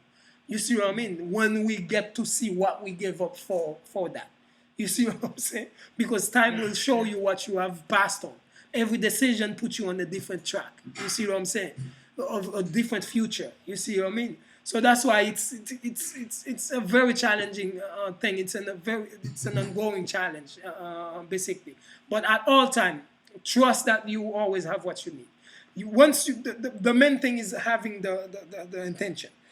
Once you have the intention, then everything else will come.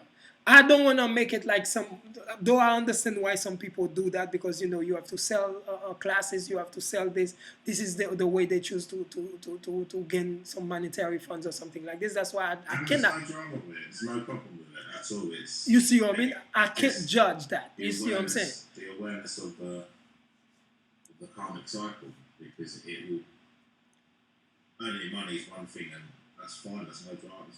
There's no good or bad in what's been No said. good, no bad. Yes, except It's that. allowing Yes. the wheel to turn quicker rather than Quicker or slower rather than slower. Yeah. Definitely. I like how you put it though, because it is true. It's not wrong. It's not right. This and that. Except that it's either gonna push you 10 years ahead or pull you back 10 years or something like that, depending on why you decided. But most of the time, when we decide on the animal survival instincts, it's always gonna pull us back anyway, because that's the illusion we're deciding on. You see what I mean? Like, sacrificing the will self. You see what I mean?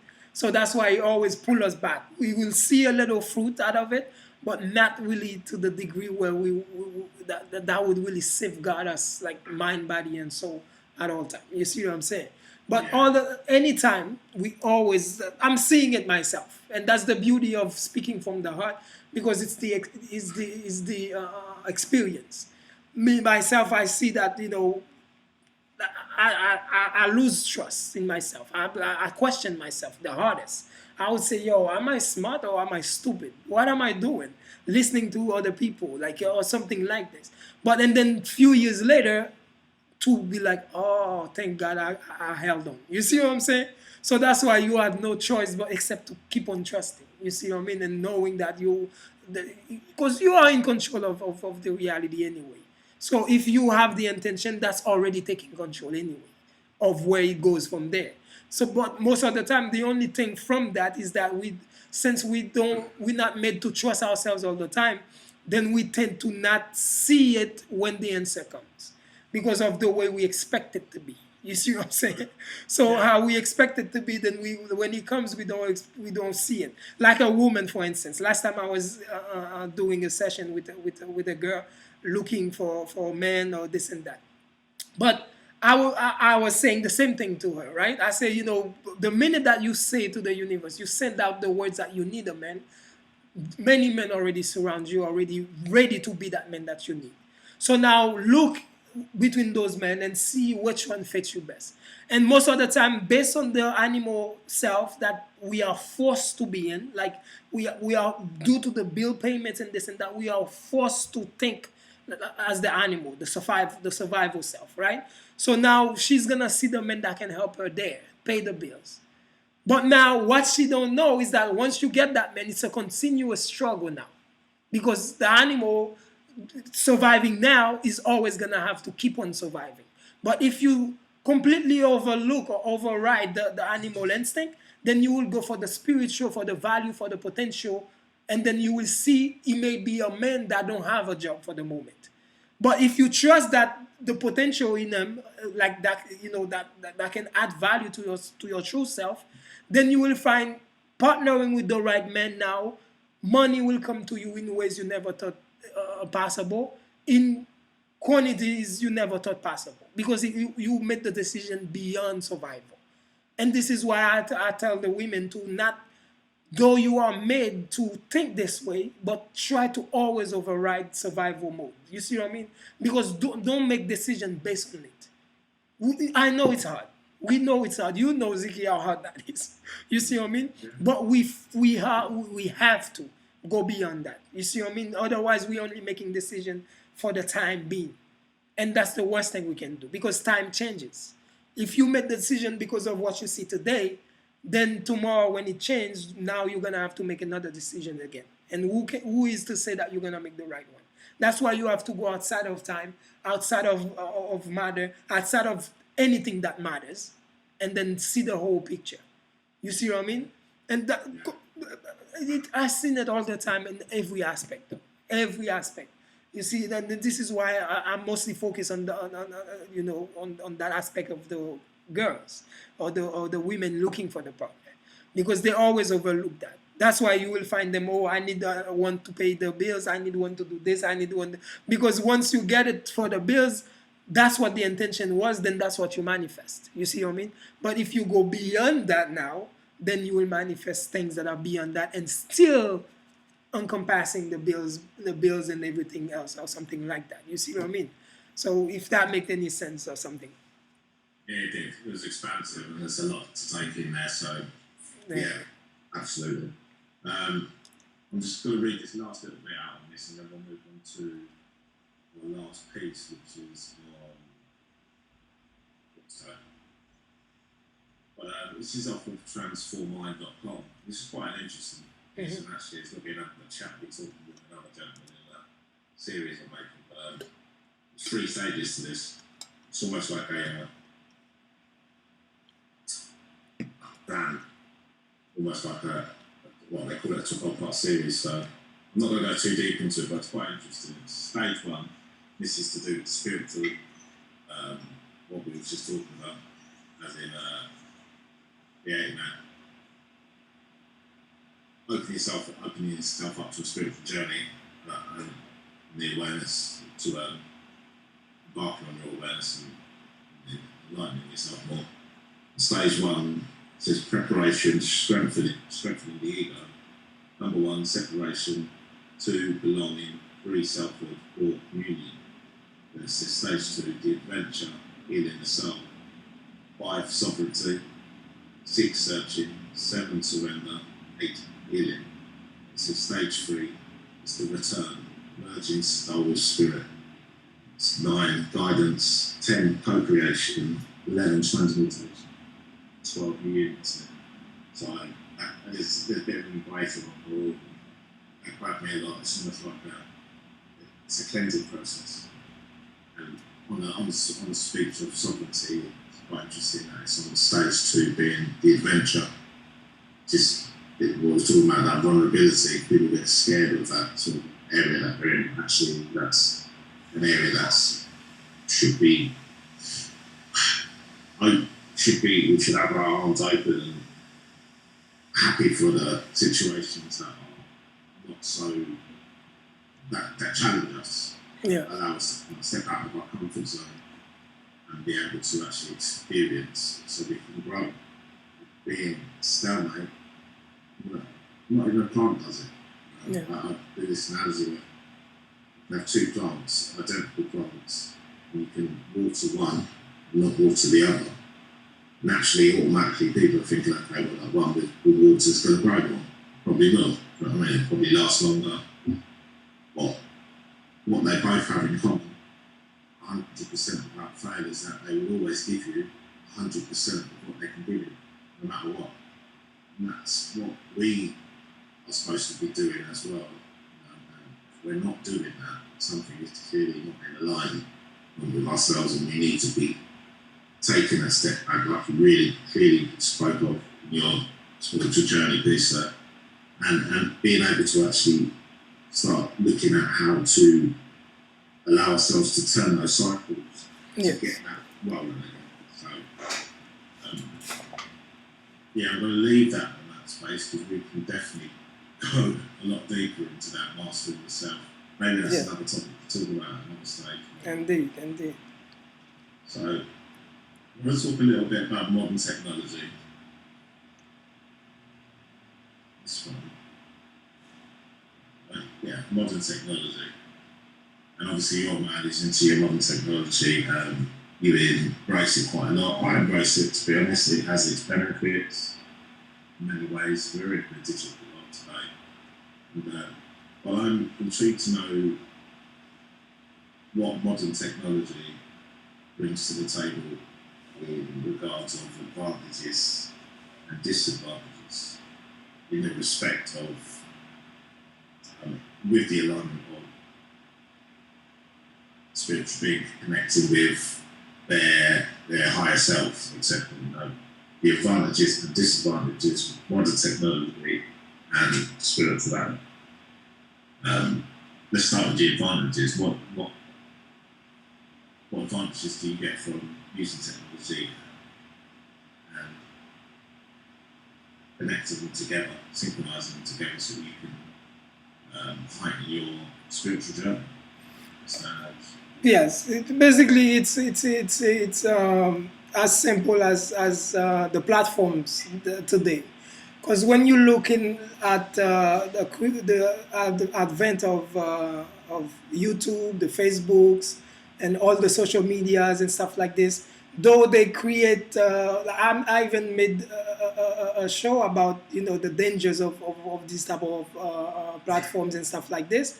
But at the same time, we cannot help but seeing how much he connects us. You see what I mean? Like, look at how me and you across the world, and I'm over here. You see what I mean? And then we are connecting and having a conversation together and stuff like this on spirituality, and how we should move forward in the new world or something like that. So we have to give credit to this type of platform somehow, regardless of how much danger they pose in a way. So they also they do hold the potential to move us forward or something like that, but in a way that we have to like basically it's like technology is something like the spirit can do without, except that technology, I see that because of different, although we are all human beings, but there are beings that may not be capable of certain organic technological abilities or something like that. You see what I'm saying? So what it is, then they have to create a synthetic aspect of that same one that exists within the avatar or something like that. You see what I mean? So now us not being attuned with ourselves, or even if we are attuned, but if we are attuned, let's say I can be telepathic, but unless you are also telepathically moving and stuff like this, I may not be able to connect with you, because I may send you the thought, but you're not receiving. You see what I mean? So now the technology now come in and be the alternative to that, and it helps in that way. You see what I mean? But the main thing is not to forget that, to go beyond it. Like, you see, the world is trying to become more clever with the technology, instead of using it to straighten our own organic technology. Let it be the mirror to what exists within, and then in that same way we put the intention to work towards what's already within, so that we can do without the technology or something like that. And that, to me, that would be a proper way to make use of technology today, in a way. You see what I'm saying? But the way we're going about it, it's somehow it's not really healthy for us and stuff like that. You see what I mean? It's serving us for the moment, but we have to not. It's not serving to the point of dependence, but only to use it for the time being, and then become better at connecting with each other or something like that. So the main thing, and that goes even with the same question you asked earlier, when I mentioned Savon's platform. Why do I mention Savon's platform when it comes to these things? Why? Because Savon has the ability or the understanding. He went to school for computer science and these type of things, like web developers and all of these type of things like cryptography.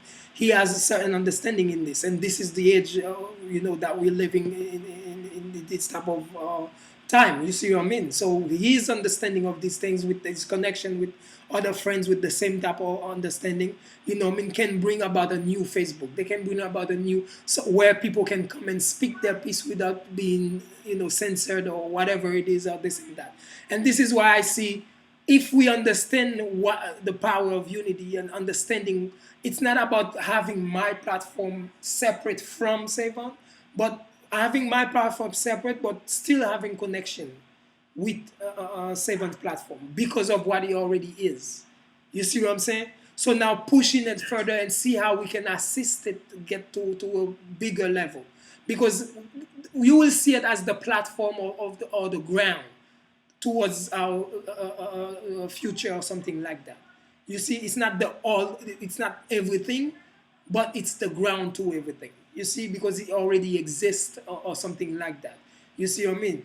So the thing is, like, would I say, like, even Sevon also had to say once about technology, because I always find myself speaking against it, not fully, but against it, like in a way that we are trusting it too much and depending on it too much or something. Then he said once that technology, our bodies are technologies. We can create organic technologies. We can, as long as we are in our higher selves, then we are gonna come out with technologies. Like right now, he's working on a cosmic clock with organic pieces and stuff like this, like crystals and shells. excuse me, and stuff like this, you know, I mean, to tell the time, you know, beyond the earth time or something like this, beyond the solar timing or something, all of these great things, you see what I mean? So that's why I would say Facebook, YouTube, you know, everything that is facilitating us, because a lot of time we speak to the world, like the type of things, like how we share our journey to the world and helping people see things from a different perspective. It's all thanks to these platforms. So that's why I say, okay, you know, they are advantages to us, though they hold their disadvantages as well, but they are advantages. But does not mean that we have to depend on them all the time, for the simple thing that the more we depend on things, we giving them too much power over ourselves, to the point where they may later dictate what we can say on these platforms. You see what I mean? Because it's never a yes or no answer. There's always a maybe on things. You know what I mean? Yeah, Basically. definitely. Just some there, just some positives. Just want to ping off, which are the idea of the innovation and creativity improves entertainment that she spoke of, so from music videos, doing these talks. As much as there is misinformation out there, there's a lot of education that is valuable, and you spoke to certain biomass platform and the work that you do and many others, and benefits to the health industry as well, which is a big deal. There's a lot of people that don't really have a lot of understanding how to, I'm learning those myself, how to truly heal the body and look after myself and grow and maintain. You can get a lot of information today online, books, information that a library just can't hold today, in one place. So yeah, it has its benefits, disadvantages. I've just got to bring some of them off as well, because you spoke of some automatically. And one big one for me is, which you touched base on, is the increase in loneliness, and that energetical cycle can be quite dangerous for an individual. Indeed. It's all good that we're having these connections, but it's equally, if not more important, that actually having engagement with people on my wavelength, if not similar wavelengths, connecting, sharing that energy, and being able to feel, even though I can feel you right now, but having someone close, people closer to you, you need that. I feel your life is based just on computers. That can be quite disturbing, tilted. Yes. Quite a few other things here, it's talking about job losses. I'm not 100% sure where they're going with that, but you can earn money online now. Exactly. All of these things. Indeed. You see? Your competency, in the sense of you lose that interaction to be able to engage your characteristics, because you've got nothing to build with. Yes. It's not the same as being with an organic individual next to you. Yes. Because you need that relationship, so that's always quite important. Indeed. Talks about security, world destruction in the age of the past weapons. One interesting thing that I did want to touch base on, which has been going on for a long time, to be honest, is the idea of computers adopting the 5 human senses. Interesting topic. Oh yeah. Touch base on, being able to learn, realise that actually we need to take a step back and engage and be who we are supposed to be organic. Allow ourselves to not be completely flipped to back. Fully, exactly. That's what it is. This is important, and it's obviously aware.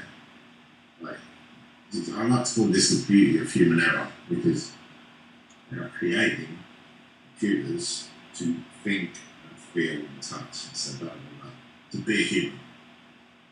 Why? Why would you want to do that? There's billions of us on the planet already. So that's the childlike mind. You see what I mean? That's the thing. because we Yeah. once it's basically having all the resources at your disposal and not knowing what to do with it. You see what I mean? That's basically what it is. Because, like you say, what's the point in all of this? Because sometimes you would say, okay, we want to live longer, we want to live that, but the only reason, you see, what those people got to understand, you see, food, when you go to a five-star restaurant, Ziki, you see what they do? They give you a very small amount of food in a big plate. You see what I mean? So now, to your psyche, the food's gonna taste better. To the point you're gonna wanna always come back to buy more. But they make it so expensive that you won't feel right if you buy another plate. You see what I'm saying? For at the same day or something like that. So life, we have to see life the same way. When they say, okay, we want to live longer, the only reason we love life is because of the shortening of it. You see what I mean? If it was like forever and without a break from it, then maybe it would have tasted different. You see what I'm saying? Maybe we wouldn't really care about it that much. That anything the ancestors or God or the Most High did in the beginning, it cannot be undone. It cannot be done better. You see what I mean? If they make life short in that way, there's no need to create technology to strengthen it. Oh, because I think God made a mistake there. Maybe we were meant to live longer. No. You're going to find that life has no meaning to it anymore if you're not dying. Because the meaning to life is the fact that you know one day you're not going to be here, so you have the urge to go and do something before you go. You see what I mean? And then that give life the zeal and then all the glitters and things like this. You see?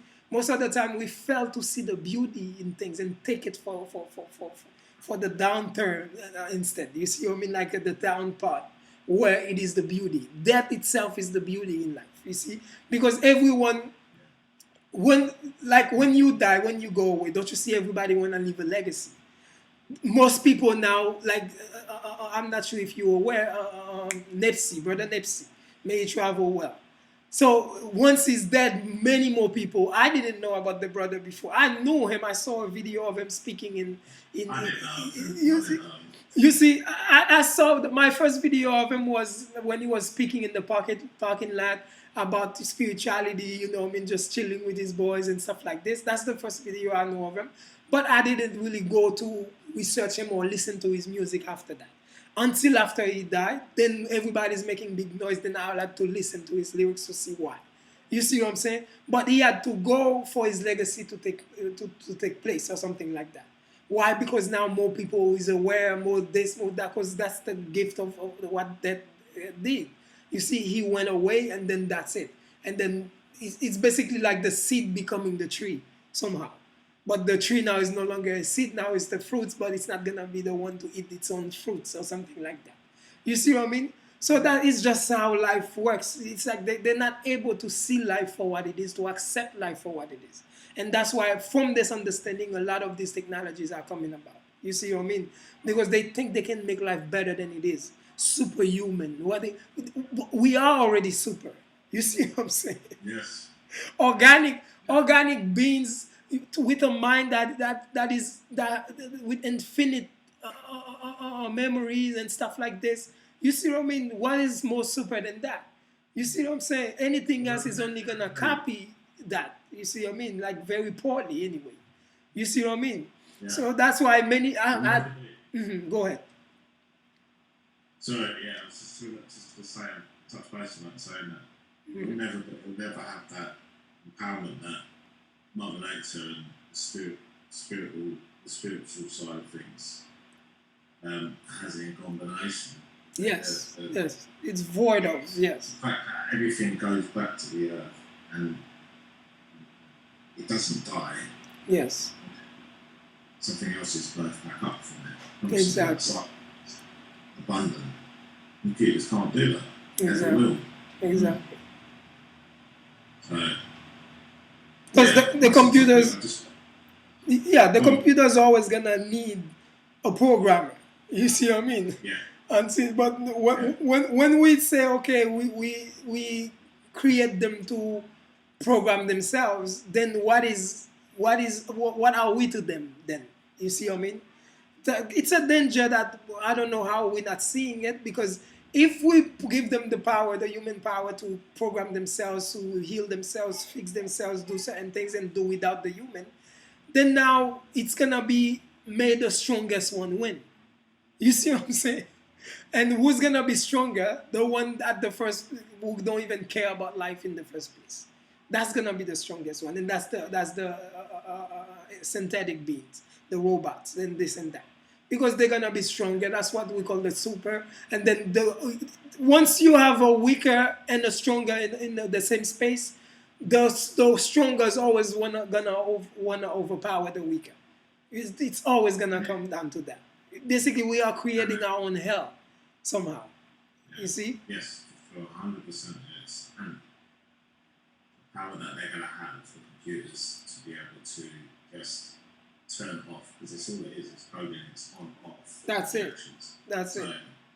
Okay, I'll turn off the feeling, turn off love, I'll turn off. They'll just turn that stuff off. Exactly. And this is the very reason why sovereignty is a must now. You see what I'm saying? Because this is one of the issues, if not the most important issues that we face as a planet. Why he has to go back to the way it was. You see what I mean? Because for every civilization, at the peak of technological advancement is where the destruction happens. You see what I mean? Because the minute that we realize we can do all these things synthetically, then this is the time that, okay, it's time to destroy these people. You see what I'm saying?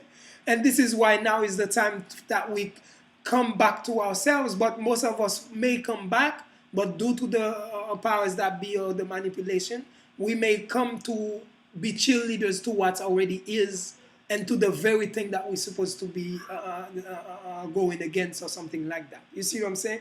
We become the engineers for them. We become the promoters. We become the supporters, instead of taking a new, pioneering thoughts and stuff like this, and creating more and more of new stuff, like starting from scratch. You see what I'm saying? That's why we have to be very careful in these times. Because most people will say, okay, they need to be awakened. Not knowing awakening is just the beginning. Yes, you awaken to what you need to be doing now. Awakening to what was going on, so now you learn what's going on, so you can know what you need to be doing now. You see what I'm saying? That's what the awakening is about. And even sovereignty is that power of yours is only to make sure you do what needs to be done as you analyze the reality, and you see what's going on and what needs to be done and what's missing, what needs to be added, and all of these things. We have great work to do with ourselves, though. So much to do. Because it's basically the ego, the children selves or something like this, having all the resources to themselves and not knowing what to do. And all it is basically is to show, look what I can do. That's basically what's going on. Look what I can do. That's it. Nothing more, nothing less. Look what I can do. Look what I can do. Look what I can do. That's it. So everybody claps, says, okay, it's all good, this and that, but not understanding the dangers, not understanding exactly the full, ramification, the full understanding of the creations and stuff like this. Because most of these things our ancestors already achieved. That's why the Wi-Fi, this, that, all of these things existed, wireless technology, but they stopped at some point because they understood the dangers. You see what I'm saying? That's why they bury these things. Yes, they were, in their egoistic self, the childlike, going crazy with all the resources that life has to offer. But at some point, they had to grow up and realize that, no, that's not what we're supposed to do. You see what I'm saying? And then bury everything. And hope that the children don't find them. Or something like the next generations or something. But somehow we find them. You see? And then we keep on continuing them and stuff like this, but not knowing that, there's a reason why the ancestors stopped. You see? Instead, we just continue the same thing. Oh, we want to show like we can do this. Oh, look I created this flying car. I created a robot that can feel. I created just to show, but not really serving anything. You see what I'm saying? Because it's not serving. You see? That's what it is. Because if, let's say, robots come or something, we have robots and some can afford.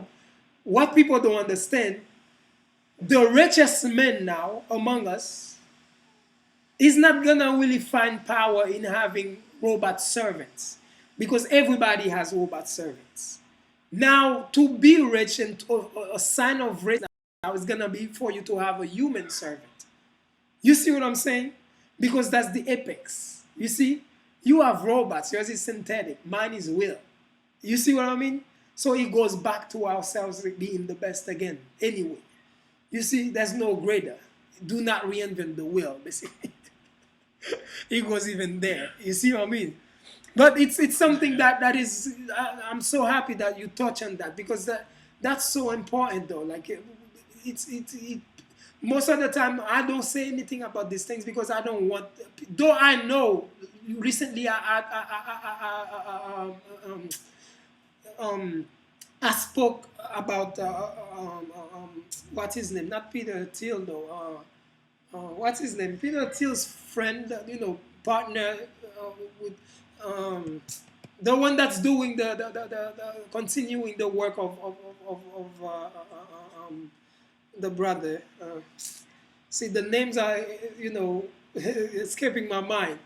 But I was talking about him recently, and I was saying how the same thing I'm saying now. How it is childish what we are doing with the resources, and you see the world we could put these things to better use and this and that blah blah blah.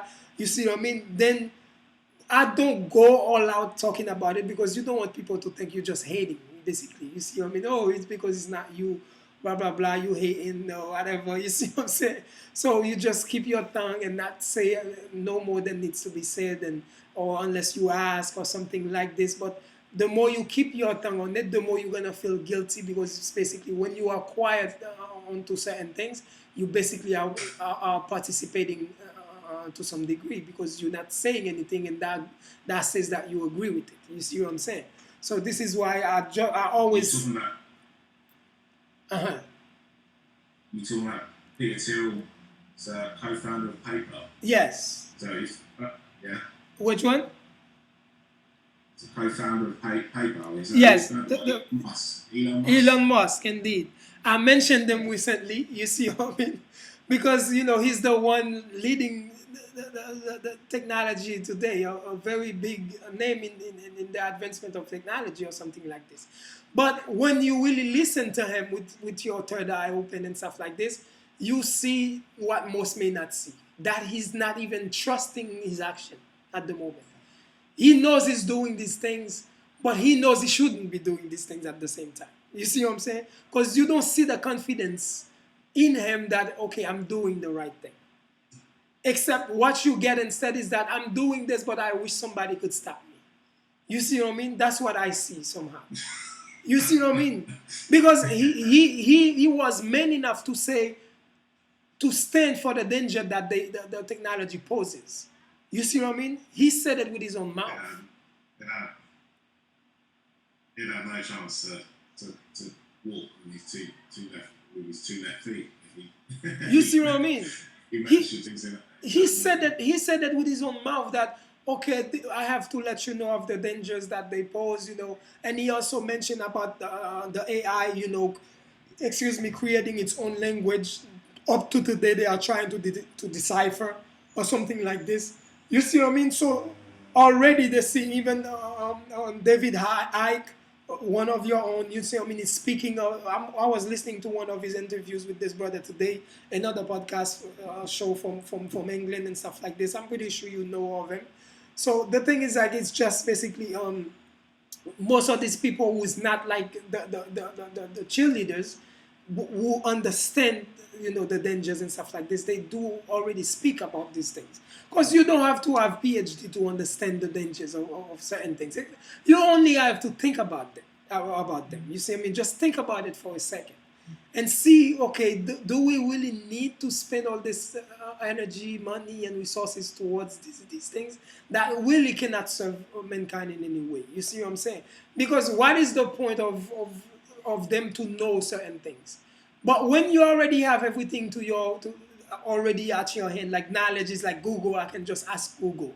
So what's the gratification in knowing now?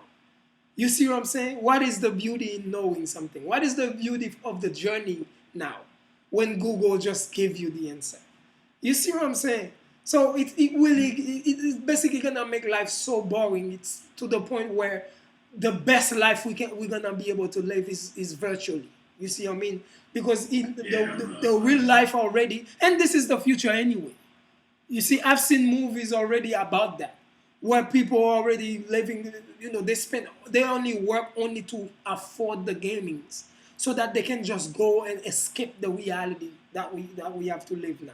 You see what I mean? And this is the only way it's gonna go if we don't become that loving being that we're supposed to be.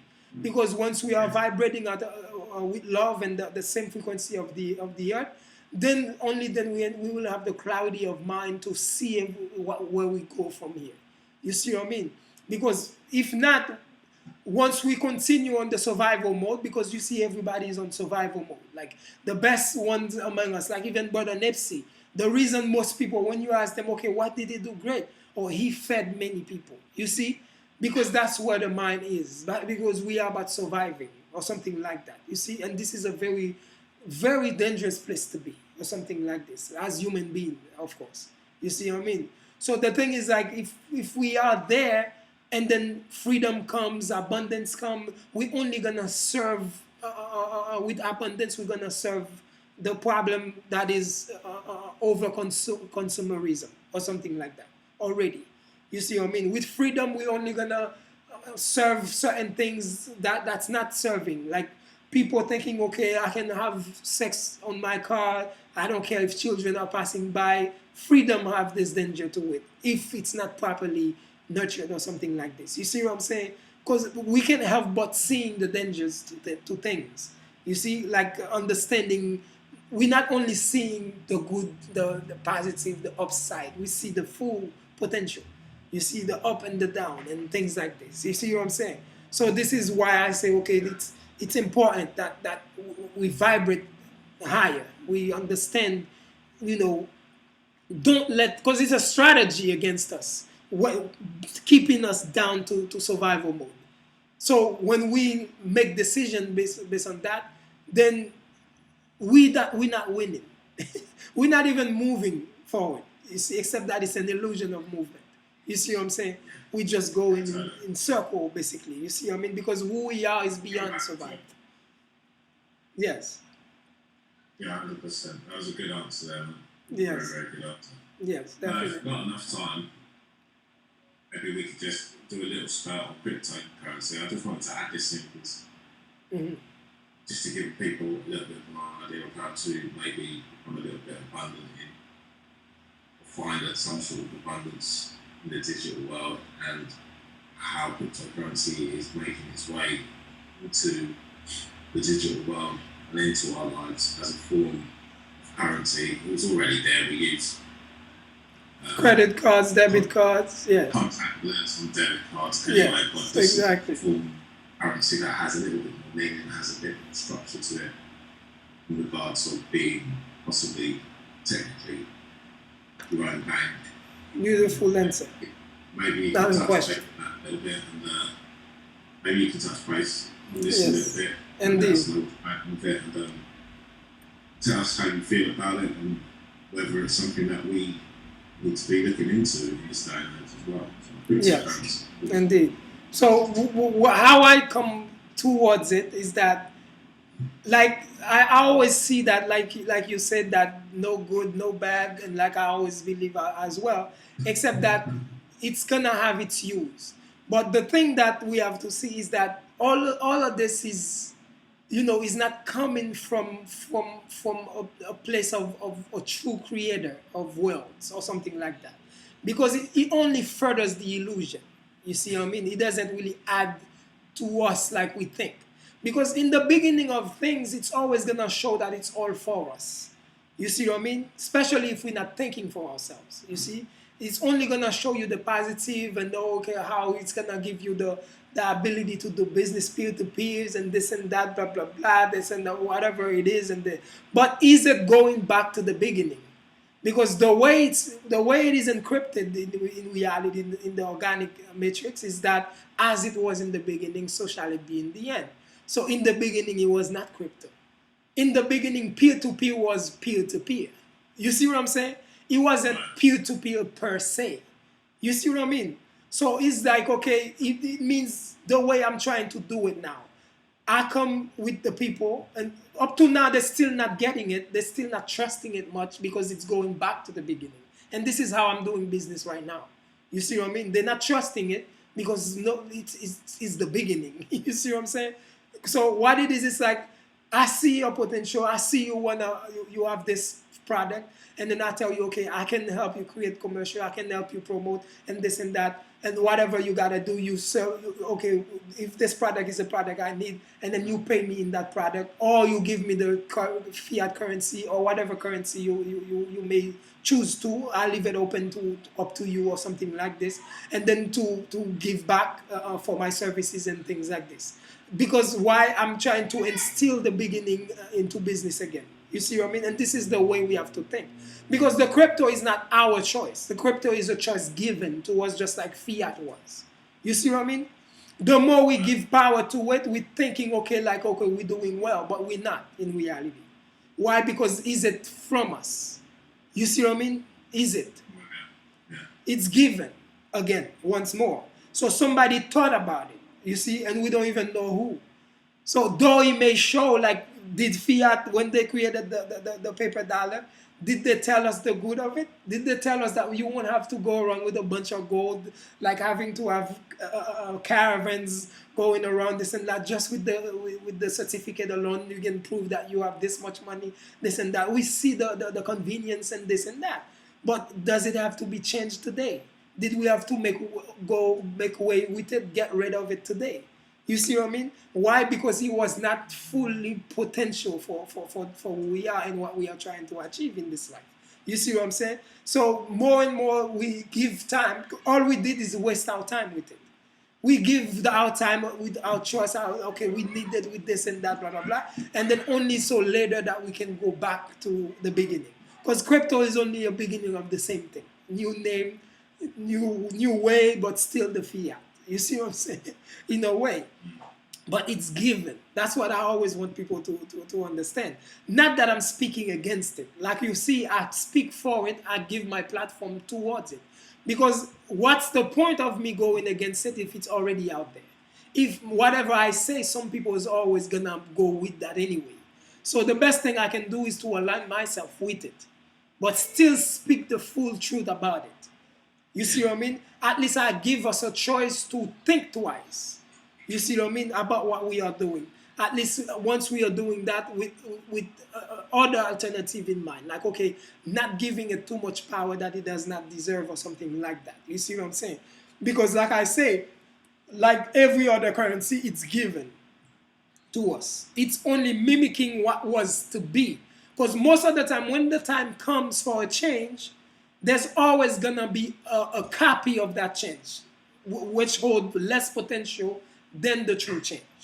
Meaning now peer-to-peer is the beginning way, the way it was done in the beginning. Organic beings dealing with organic beings. You see what I'm saying?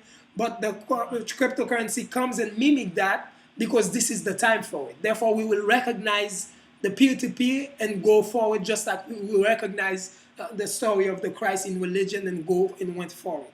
You see what I'm saying? It's just the same thing that's just repeating itself, the same mistake over and over. You see, we accept it, but is it the answer? No. Because to me, I see he holds more danger than fiat ever held. The only danger with fiat is the people that controls the fiat, the people that printed the fiat. That's the only problem. But do we still have the power over the fiat paper? Yes, because if we have fiat, we can hide it in a corner, and then no one has power where we spend it or whatever it is. Nobody can say, I don't accept the dollar, because that's the currency that move the society. You see what I mean?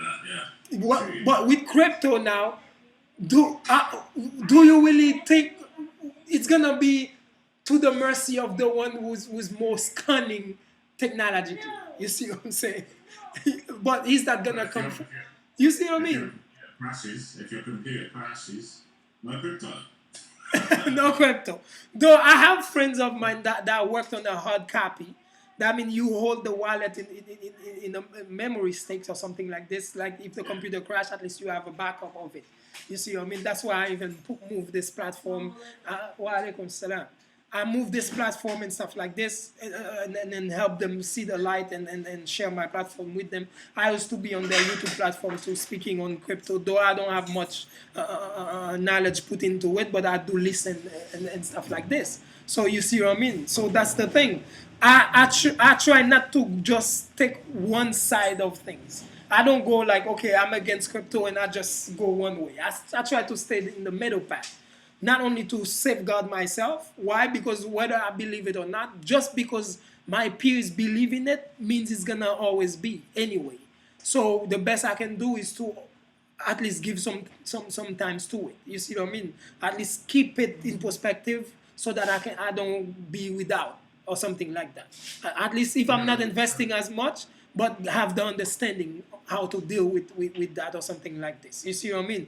But I really don't see it as an answer. Yes, he holds the potential. He holds this, he holds that, or whatever it is. You see what I mean? But that's not the answer. You see what I mean? That is basically not the answer. Why? Because many people you see supporting these platforms today. You see, there are people that are already doing things in the market, like the people that sell the children. You see what I mean? Now they have a way to not be, tracked or whatever it is. You see what I mean? Or something like this. So there's always a side, yeah.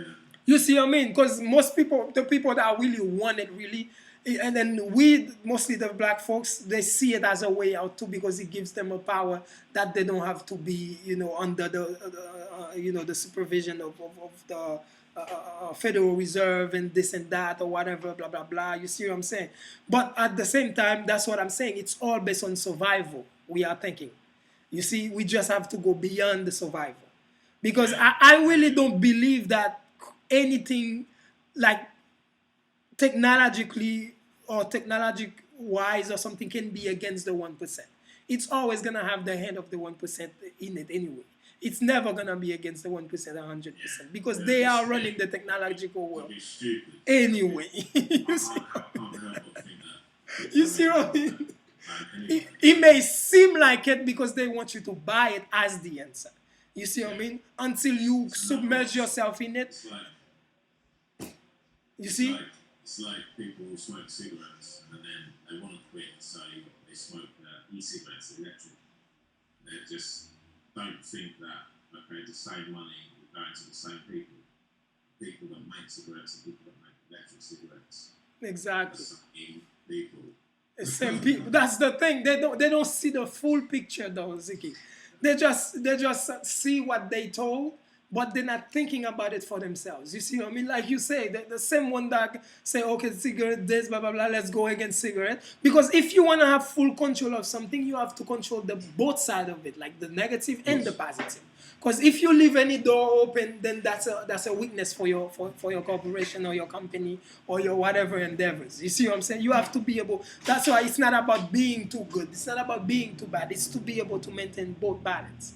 You see what I'm saying? So that's the thing. It's like you said, the same one that okay, they're already aware. Do we really believe that these people that were not aware that at some point in time the dollar was gonna lose its value, this and that? Of course they were. And being aware 100 years prior to that, do you really think they didn't have an answer for that already? You see what I'm saying? So that's what I'm saying. Like people keep taking things like, because they don't want to think for themselves. You see what I mean? And the minute that we are on survival mode, that's the best we're gonna have to offer ourselves, whatever is presented. You see what I mean? But limits us again. Limits, basically, that's the word. Limits your point of view, limits your perspective, limits your abilities, limits everything that you are. You see what I mean? We just gotta get away from that survival mode as much as we can. Especially when we are thinking about creating a new reality for ourselves. We cannot just take what is given anymore because that's not sovereignty. Sovereignty is to be able to say what your currency is, not adapt to what is. You see what I'm saying? That's sovereignty. You see, but that's a good sign. That's a good sign. I like exactly. So the thing is like, okay, you take, okay, with the illusion of having your to name your own cryptocurrency is still not sovereignty because the platform, the ICO or the ICO technology, the cryptographic technology or whatever it is, was not originally your idea. So therefore, it's not.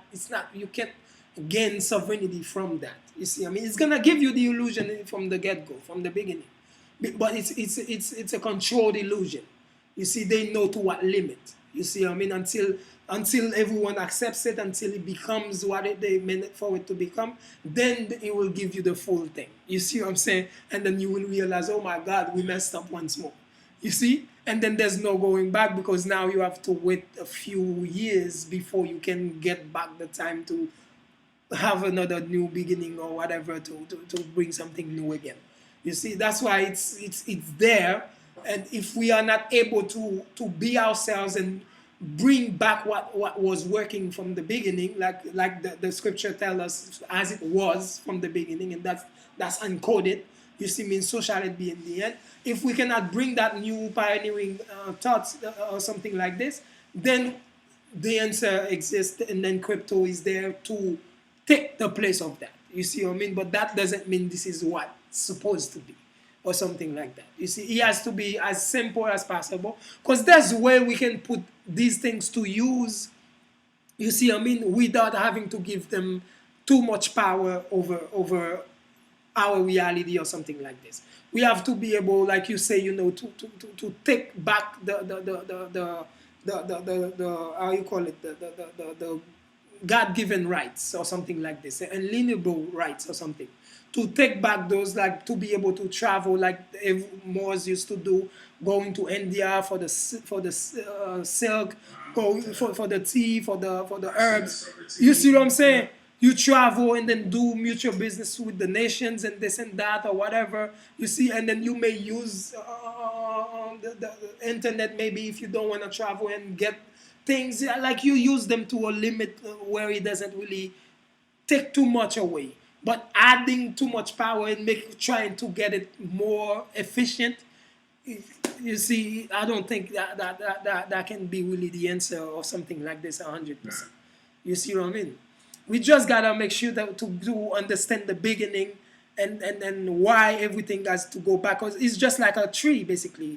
Follow the blueprint. What is the blueprint? The blueprint first, you see the seed, you see, and then you plant the seed, and then it grows into a tree. And then after you take a seed from the fruit that the tree gives, after a few years, you take another seed, and that's the beginning of that tree, the seed. You see what I mean? And then when you say that, when the time said at the beginning, so you bring it back to the seed level, what was when it was a seed. You see, because it's a new beginning, allowing yourself a clean slate instead of taking it from where it was messing up already, except furthering the mess that already is. You see what I'm saying? That's why I'm saying, like, we do need to think more about what we are doing, and not really to worship those that are doing certain things that may seem plausible to us or something like this now, or you see, because we are basically contributing to it somehow. Because the more we clap, okay, oh, they made this or whatever, people are clapping at the robots dancing, but not knowing the robots dancing is what. It's the same way when they created the police force or something like this. First, they give you the beauty of it. Like, okay, they're smiling at you in the communities, helping you, this and that, blah blah blah, and then the police state come from it. You see what I mean? And then it evolves to something that you want to get rid of. You see what I mean? So it's the same with the robots. It will dance to work for you today, but those robots, when they're programmed to keep you in check, they will hold those same gun and not think twice to shoot a bullet in your head without thinking. You see what I'm saying? So that's why we have to be aware, basically. You see what I mean, of what it is that is presented to us, and the dangers, and how we can stop us from really live our lives. Because the thing is, like, it can only get worse from here, Ziki, what I'm trying to say. If we're not going back to the way things were, it can only get worse. You see what I mean? Why? Because we have policemen today. Sometimes police stop you, they don't give you a ticket. They don't give you a ticket, right? Because you may give them a story. Oh, I'm pregnant as a woman. I'm only take the red light because I'm pregnant, as you can see, and I need to make it to the hospital. My water broke. And now the police have a heart, and then he has a wife, he has children as well. So with that understanding, that's a weakness for the corporation. You see what I mean? So they have to accept the police now because then leave it to their discretion. They don't know how many people they let go. This is why they say, we're only going to pay you based on how many tickets you give. Why? Because they already see that you're going to go with your heart at time. So now when we allow them to take the police from human to robots, then what we did to ourselves is that whether you're pregnant or not, you take a red light, you're going to get a ticket. You see what I'm saying? Because there's no heart where the robot is coming from. There's no leveling with you. Then you made it worse for yourself now. You see what I mean? That's why most of them don't get it. And when you try to talk about it, for allowing them to see it from that higher perspective, then they don't want to hear it. They think you're hating. Oh, you hate technology. Oh, you're not about that, whatever. You're not about evolution. What do you mean? You see what I mean? It's a backward evolution. It's a devolution when you have officers coming from organic beings to synthetic beings. That's not evolution. That's backward from evolution. You see what I'm saying? Yeah, 100%. Yeah, it's 100%. You see what I mean? So for what it does and how it, and then we basically creating a hell for ourselves. Because right now we are saying, oh, it's not the police coming, and then some of us may want to show our power and kill one of them. But now, if you have robots or something like that, what is it really that you can do against like a machine, really that seek to control you and keep you tame, or something like that? You see what I mean? You really made it worse for yourself. And who's really supporting these things? It's us. You see what I mean? Yeah. The money is coming from us. That's the worst part. You see what I mean? That's why I keep blaming us. No. I don't want to put blame on the police. I don't want to put blame on the government. I don't want to put blame on the 1%. Not for the reason that they don't have blame in it, but for the reason that we need to take control. We need to take the blame so that we can learn our lessons and move forward from them. You see what I mean? Because the lesson is going to allow us to see where we went wrong so that we don't repeat the same mistakes again. But if we look for a scapegoat, you best believe we're going to enjoy the destruction as we are. You see what I'm saying? It doesn't feel good when I blame us for it. It does not feel good. But there's no growth in feeling good. You know, there's only stagnancy when you're feeling good. When someone wants to destroy you, the best thing they do for you is to make you feel good. Because remember, the apple they give Snow White was beautifully red and beautifully ripe. But she didn't know it was to kill her. You see what I mean? Because it's not everything that comes to you shining in your face that's really going to be in your favor. You have to learn to see not everything shining is gold. You see what I mean? You have to learn to, you know, have some trust and some belief in yourself. Or something like this, you see. But what I'm saying basically is that we have a lot to think about. And you see how we're talking right now, these things, people don't understand, Zeke, how important it is. You really think you have a choice in doing what you're doing today? You don't have a choice. Because this type of work you're doing is so crucial and so important to the advancement of the planet itself, using whatever is right now that we have, any technology that we have right now, there's no better you can do with that except to use it to share awareness. You see what I'm saying? Because in the beginning was the word, and this is a beginning, and you are felicitating what? The word. You see what I'm saying? Even myself, I question, okay, why am I doing this? But I'm gonna do it anyway because that's what my spirit feel right doing. You see what I mean? And this is why I don't worry about what my mind says.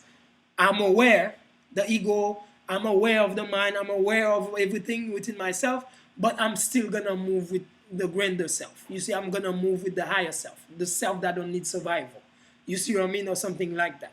It's not gonna look good for me for the time being, most of the time, but I have to trust that this is the right thing to do.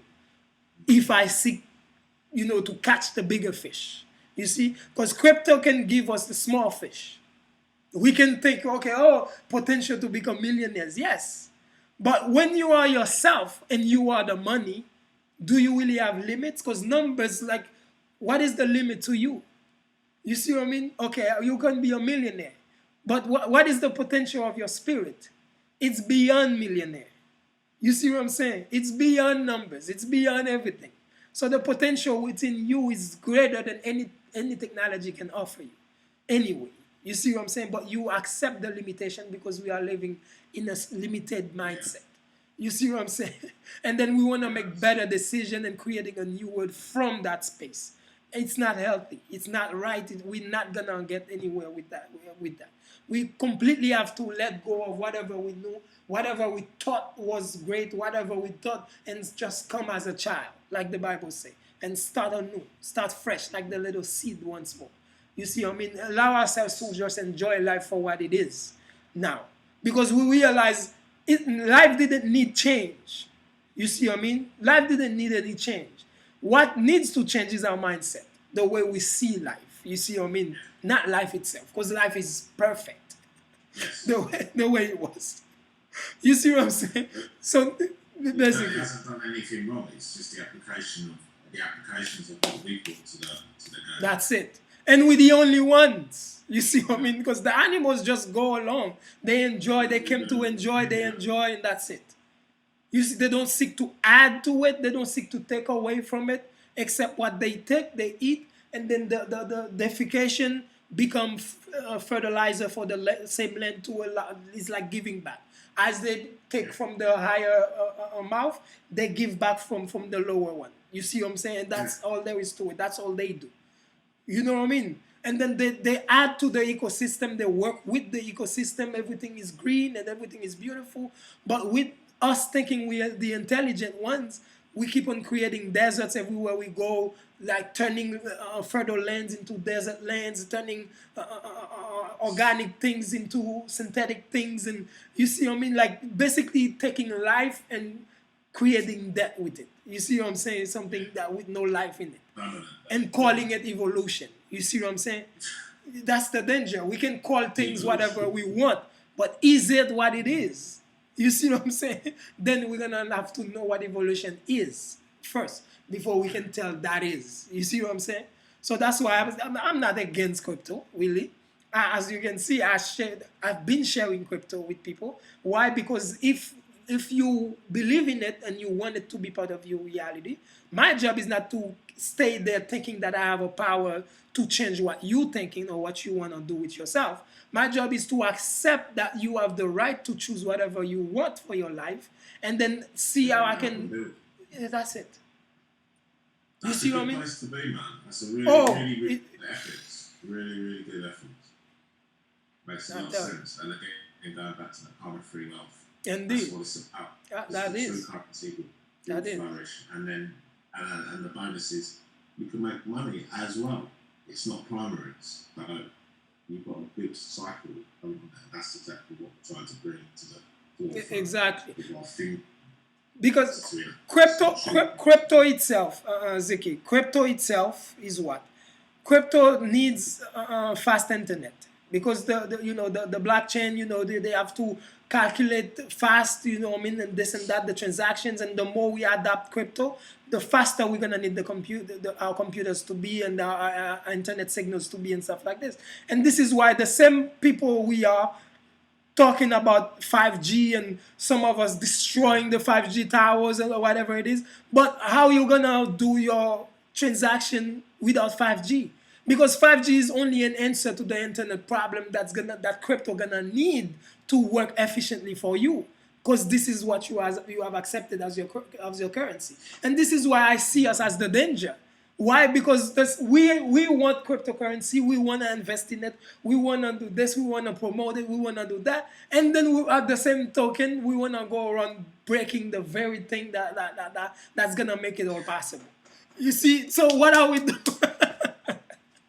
What are we doing? That's what I'm saying. Like, okay, yeah, it looks good that we take matters into our own hand. But after we break the towers, we come to our computers. Let me check my crypto investment. You see what I mean? This is because there's no awareness where we are. You see what I'm saying? That's the thing. It's like we acting up, and this is why the 1% or the powers that be don't take us seriously. They don't think we are able to make decisions, like Obama would say. The people are not able to. They need a big brother. They're not able to make big decisions for themselves. And I had to just accept it for what it is, whether I like it or not. You see what I'm saying? Because it's true. Do you really think they say that because they're lying, or is it something as fact that they know? You see, whether I believe it or not, if I disbelieve it, it shows that I'm just like them. It shows that I'm immature too, and stuff like that, because it's a reality, and I choose to overlook it or neglect it or something like that, and which is not maturity at all. You see what I mean? Maturity is to accept what it is, regardless of how you feel about it. You see what I mean? So I had to be mature, the mature one, to know that, okay, we are stupid.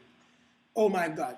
We are the one creating all these issues. We are the one. Because yes, let's say they come with the idea, but they need our support. Together, 1% need the 99%. Because there's no separation in reality. You see, I mean, only maybe on the surface they may show, oh, we separate. But no, don't we work for the 1%? You see what I'm saying? Don't we purchase our computers from the 1%? Don't you see what I'm saying? In reality, we are working together. And this is why my message bring a lot of discomfort to people, Zeke. Because that's why I say only masters can really listen to me. Because when I say that is not to be cocky, it's because only them can listen. Why? Because they already know what I'm talking about. So they can take it, regardless of how they may be feeling for the moment. But if you didn't already do the research within yourself and know the dangers and that you are the problem and all of these things already are part of you, then you always gonna find the first thing that happens when something new comes to you, which is to reject it. When true come to you, first thing that happens to ego is reject it. If it doesn't feel good to the ego, the first thing ego gonna do is rejecting it, like in denial, basically. That's how it happens. You see what I mean? But at some point we have to just speak it as it needs to be spoken. You see? Because if we didn't think about it, then at least we put the seed in the mind of the people. We put the thought. And then that alone is gonna make them think twice down the line. And if they didn't see it, but when things are changing, we hope that once they realize it, it's not too late or something like that. Though Elon Musk say it's too late already. He said it. It's too late. You see what I mean? But I don't want to give that too much power. I say there's always time. You see what I mean? I'm not rejecting that it's too late, but I always want to leave some hope for myself. Like, okay, there's some time. And this is basically the reason why we even speak. That's why most people see me focusing on those type of things. Like I take it to heart when I have to come to a platform and speak, and I make sure that I keep the energy right and making sure that I'm not preparing anything except that I let it be. You see what I mean? Like let my heart speak or something like this, and I'm feeling the moment and allowing you to come with whatever questions, and then allowing the heart to answer whatever without me knowing it. You see what I mean? There's a reason in the vulnerability, because this is where everything grows. Or something like this. This is the water that's gonna, feed the foundation for things. Because the water is vulnerable, the earth is stable indeed, but stability can be stagnant as the water can be too fluid to grow things. You see what I mean?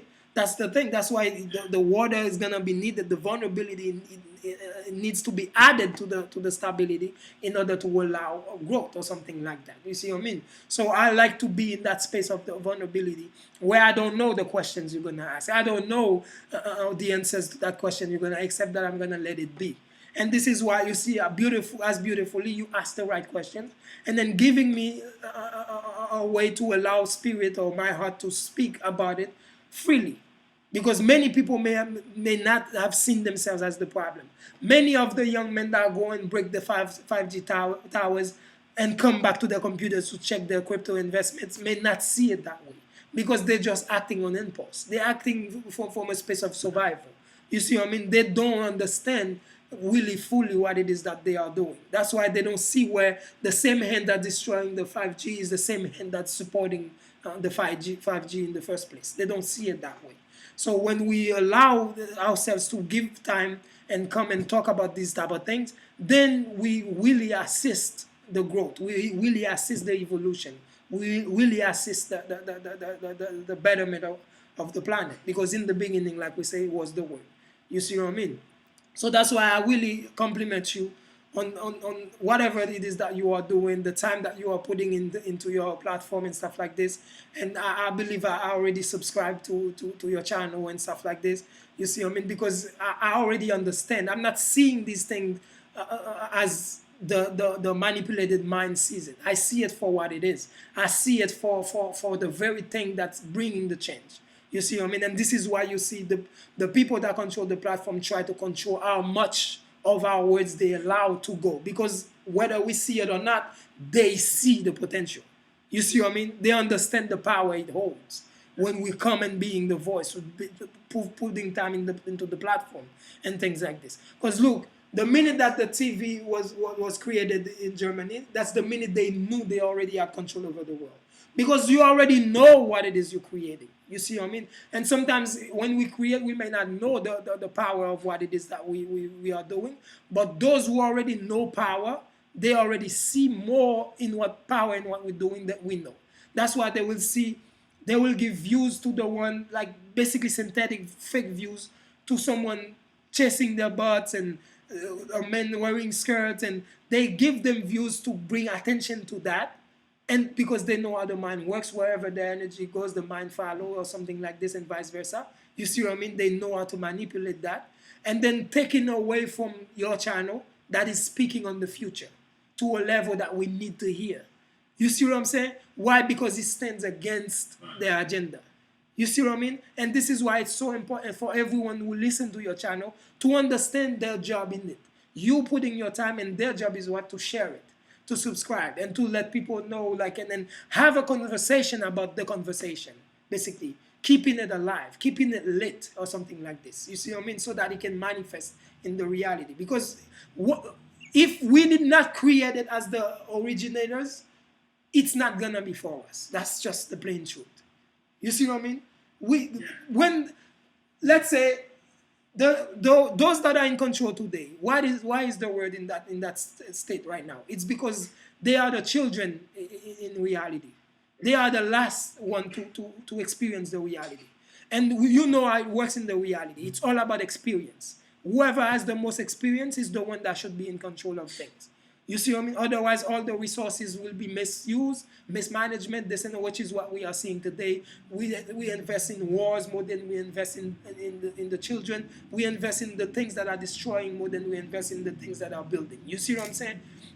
Until we go back to the original, meaning those that have the most understanding and the most data, or most whatever in the DNA, meaning that already existed prior to this time. They are the one who holds the understanding and the capacity to bring something new out of this the dying world, or something like this. But when the old world is dying, it's a chance for us to recreate something better from what it was before. Healthy planet. You see what I mean? But going the way we're going right now, thinking we have to go more synthetic, that's not really the new beginning. That's only the same ending, the ending still. You see what I mean? It's not a new beginning. You see what I'm saying? Basically. Not bridging the gap. Sorry, it's breaking the gap. Indeed. You see? That was a massive, expansive answer there, and much appreciated. It's my pleasure. Wow. That's so much information there. It's just... Yes, indeed. It was relevant, and it was highly appreciated. I'm so grateful I had you in this space, and I reached out and you reached back. So am I. Very grateful to be on here with you. Because it's so important we speak to this degree, because we have to align ourselves.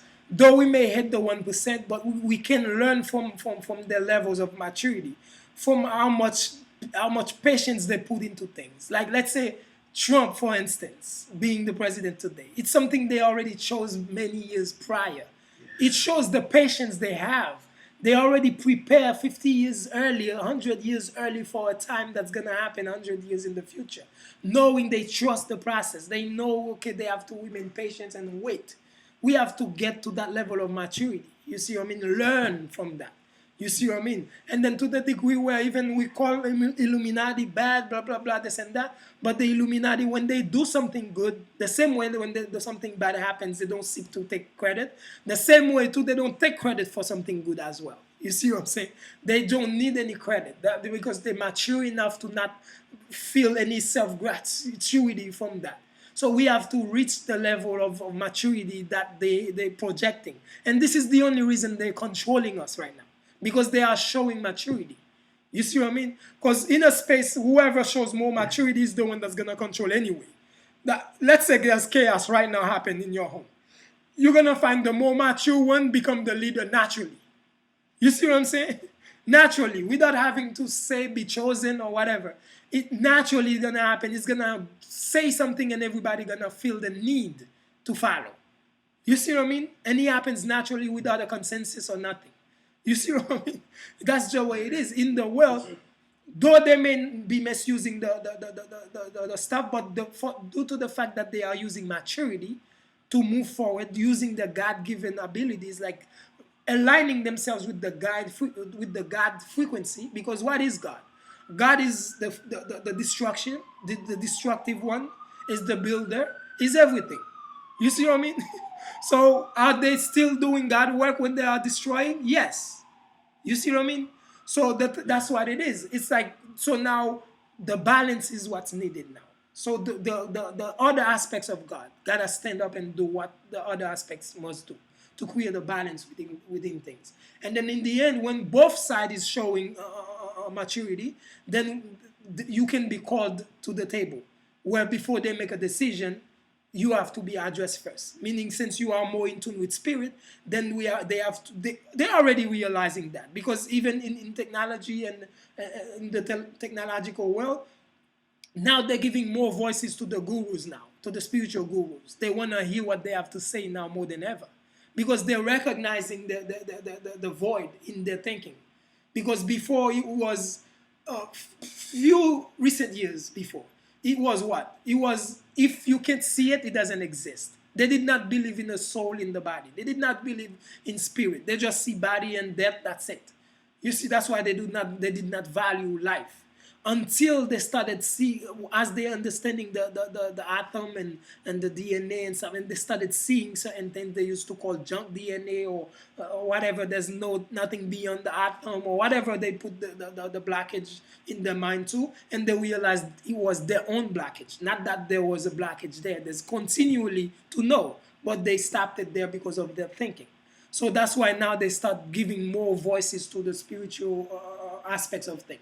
So yes, they know already. They know for fact they need the spiritual leaders. They know for fact they need those that are in tune with the full spectrum of things. You see what I mean? But are they mature enough to be called to the table to make decision about going forward from here? You see what I mean? Or are they still in survival mode? Do they still need to make some money to survive? Or are they able to sacrifice certain things for the greater good? How are they doing the proper sacrifices? Because when we're in survival mode, you know what would happen to me? I would make the same mistake many spiritual gurus have done with me. Because one thing, before, when I come out, the first thing I did not mean to, but I had to test. I had to test out the waters. I send out invitation to different ones, those that have millions of followers, those that have no followers. You see what I'm saying? And then just to test to see, do they really know what they are doing? Or are they just saying that, okay, they're about the spirituality, but still giving too much power to the physicality? You see what I mean? Because if you are taking, once you go beyond physicality, then now the game changed. The numbers don't apply. Especially when the higher you go, the smaller the numbers now. You see what I mean? Because it's not about quantity when it comes to the higher levels. It's about quality now. What you can achieve with 5 people with the full knowledge of themselves, you may not have been able to achieve that with 1 million people who have no understanding of life and who they are. You see what I'm saying? Because it's not about numbers anymore. So that's why I had to judge the leaders to see, are they seeing in numbers? You see, for myself, so I can know who I can listen to without judgment, without question. You see what I'm saying? And then I see many have failed because they think, okay, your platform don't have enough views and this and that. They're going with the numbers. Why? Because of the survival mode that they are kept in. So once you are kept there, that means you are being manipulated anyway. So I cannot trust you fully to be who you are because you are being manipulated. You just don't know that. Why? Because you are thinking in numbers. We're not saying the numbers don't matter because the numbers, trust me, everything is gonna happen anyway. You're gonna get the numbers, even if you sacrifice them in the beginning. You see what I mean? Because there's no choice for you to get the numbers anyway if they are needed. You see what I'm saying?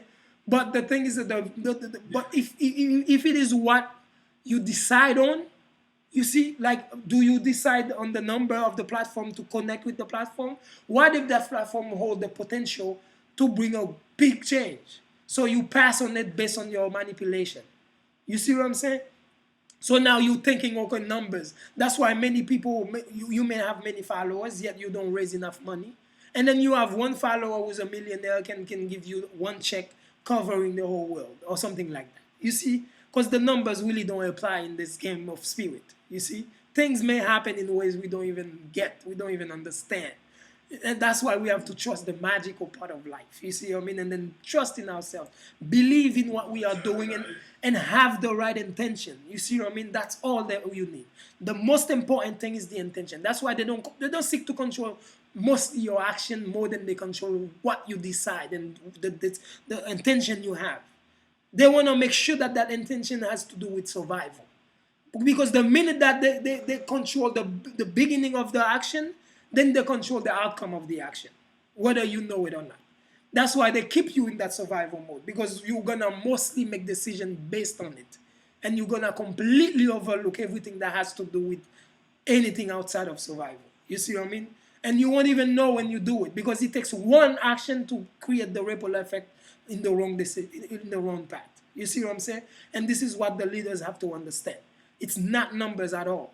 You see, we have to leave the number game, because as we are coming, Earth is going into a less dense atmosphere or something like this. We have to understand the numbers too are becoming less. You see, it all goes throughout the whole spectrum. The numbers now it's gonna be less, but with lighter hearts and fuller potential. You see what I mean, and stuff like that. It's a whole new game now. Though we may make use of what's old, but we have to basically take new thoughts. We have to see things from a spiritual level, a different perspective that has less to do with physicality more and more. You see what I'm saying? Because the physicality is not where the power is. It's just an illusion of power there. The true power is in the spirit. That's why we allow spirit to make the decisions more. And trust me, the spirit will never tell you to go with the numbers. The spirit will tell you go with your with the potential of the platform. What do they believe? What do they want to achieve with that platform? What is their goal for the world? You see what I'm saying? And what is their journey? What are they doing with their time and stuff like this? That's what spirit will go with. But the ego will go with the numbers. How much views are they getting? Because it's not wrong. You see what I mean? It's not that it's wrong, though. But it will take us more time, like you say, to get where we need to be in this time. You see what I mean? Because it's taking us to the wrong path. It's like if you want to go to somewhere in your area, you go to around the world to go back to where you are, to go to where you wanted to go, closer to you. You see what I mean? Which is wasting your time anyway, in the first place. You see what I mean? We just gotta understand that. And this is why I always say, Zeke, I speak to the teachers, I speak to the leaders. Why? Because I only say that nothing exists unless there was a need for it. That's one thing I realize. The police exists because there's a need for it. Government have mostly power because there's a need for it. We are creating that need within ourselves. You see what I'm saying? But we don't know that. 5G exists because of a need within ourselves. You see what I mean? Though we may go around trying to break the towers, but we are the one that projected the idea in the first place. You know, that created the need for it. You see what I mean? So that's what it is we have to understand. You see? And then the idea of wanting to being more sovereign in the state of in the idea of money. That's why cryptocurrency is there. Yeah, it's all leveling out. It's all making a lot of sense what you're saying. So, Indeed. Because yes, it stands for sovereignty, but is it sovereignty of the physical body that was meant, or is it the sovereignty, of the body because of the spirit that needs to be? You see what I mean? Because if there's a lack on the ability of the vessel that the spirit used, then that lack is gonna affect the spirit as well. Because there's no difference within the two; they move together.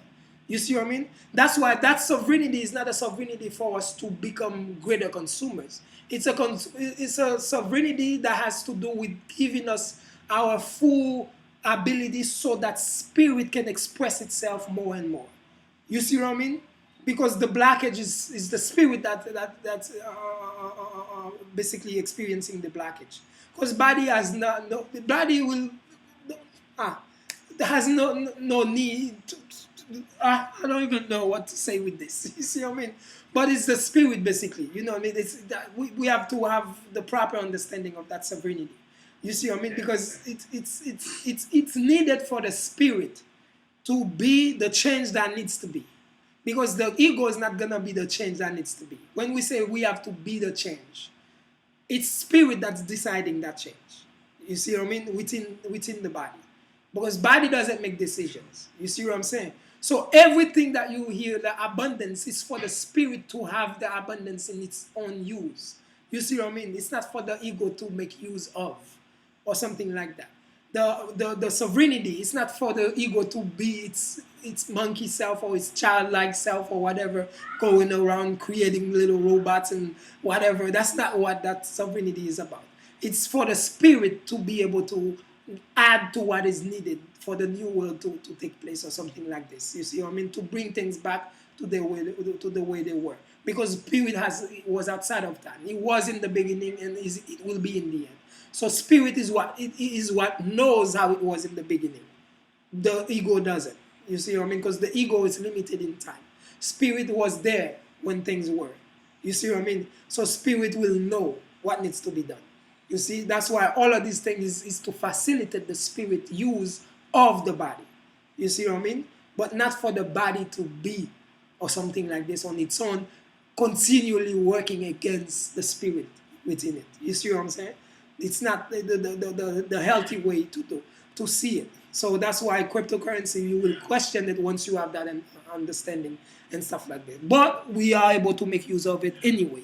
Because once he exists and then some of us accept it, then we can we are the alchemists anyway. We find use for it. You see? That's all there is to it. There's some good platforms. There's some good platforms to use for it. Like I'm seeing Steam and features doing everything. Yes. It's quite a question based on it. And yeah, being able to see the qualities, but also be aware of the disadvantages, but use it to your ability and not let it override your, I like to say in this life, we need to learn to play the game and not let the game play us. So it is very much part of the game. It's on the other side of the board. So we need to learn how to play with it and not against it. And yes. Use its benefits. So exactly, because you already exist. So we have no choice. Absolutely. So with that being said, I know we could talk on for so much longer. But wow, it's been an amazing talk. Yeah, indeed. I really appreciate those intelligent questions. You see, forcing me to go within and find the answers and stuff like this. And I realize it's the first time I ever even go on currency like this. I'm always coming out for it, but never speak in a questionable manner about it. You see what I mean? Because and it's your platform that facilitated that. You see what I mean? And I thank you for raising the proper questions, because it's very important that the proper question is raised. And there was this movie, I remember, I think it was I, Robot with Will Smith. where the engineer at that time that was creating those robots or something like this, though he didn't like the idea of the robots because he saw the danger that they posed to humanity, but he was too late because he already created them and already making money, and people already paid the investment and they're expecting you, whether you believe in robots anymore or not. I already invested my money, you need to bring me 1,000,000 robots and that's all there is to it, or it's gonna be your death or something like that. So he had no choice, he created a hell for himself. But he had to create a way to make sure to assist the ones that's gonna realize that there's a danger in those robots, and that's gonna wanna create a change. So now Will Smith was that man in the movie in iRobot, and then he always, when Will Smith come and ask certain questions, he will say that's not the right question, and he will not give an answer. But the minute that Will Smith has the right question, then he would say this is what is the right question, because the question itself can have the potential to create the change, even without the answer. But just because the question was a reason or something like this, already brings the curiosity out in the mind, and then the answer already lingers right there with it as well. You see what I mean? If I don't get the answer, but someone is gonna think about it and get the answer. But it's so important that the proper questions are raised or something like that. And that's why I'm so grateful for this. Out of most of all the questions, this one is most importantly, because this is what's leading us ahead today. Cryptocurrency is leading the world because money, the problem with money was that it was the God over us, and that was a danger. You see, and now we did not change the God making it us anymore. We changed the name of God and the aspect of God, but still have a God over us. You see? Therefore, there is not really much change in our movement at the moment, except that we're changing how we think, or changing how we call that God, and changing what we use as the idol to represent that God. Is it gonna be crypto numbers, or is it gonna be paper numbers or something like that? But the power that the God holds in the reality did not change. You see what I mean? Except that we call it now crypto. You see what I mean? Yeah. A coin with this with two same faces, so yeah. Exactly.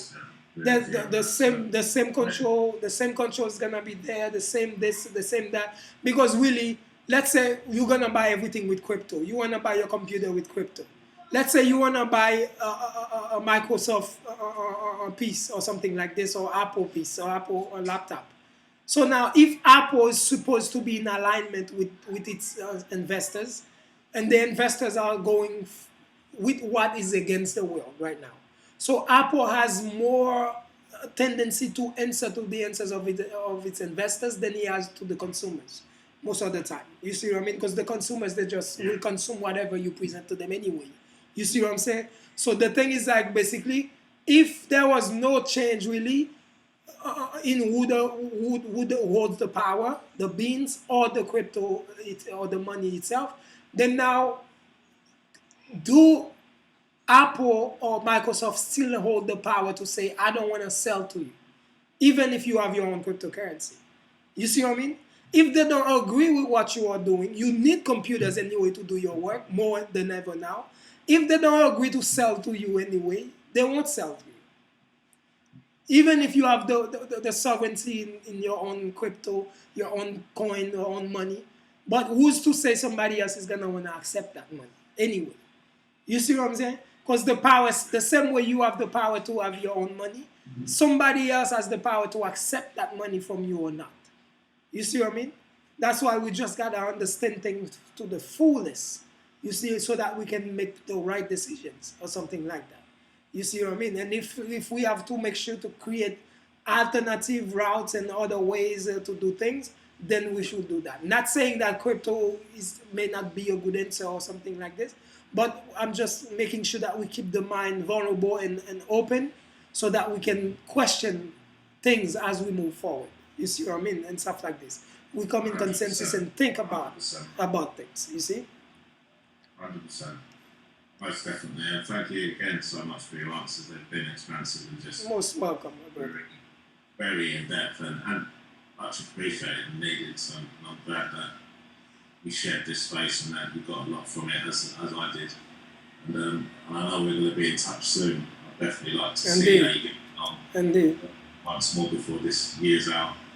I'll still be following your work. I appreciate you. And I will follow yours. Yes. So, yeah, thank you so much. It's my pleasure. It's my pleasure. It's been amazing. And guys, you know, if you want to watch, I'll leave some information on Vlad and his work that he's up to and what he does with this video. Yeah, thank you so much for watching the show as well. Thank you guys for watching. Show. My name is Zeke Dorsett. This is Vlad Imbert. Vlad Imbert and Vlad Imbert-El, yes.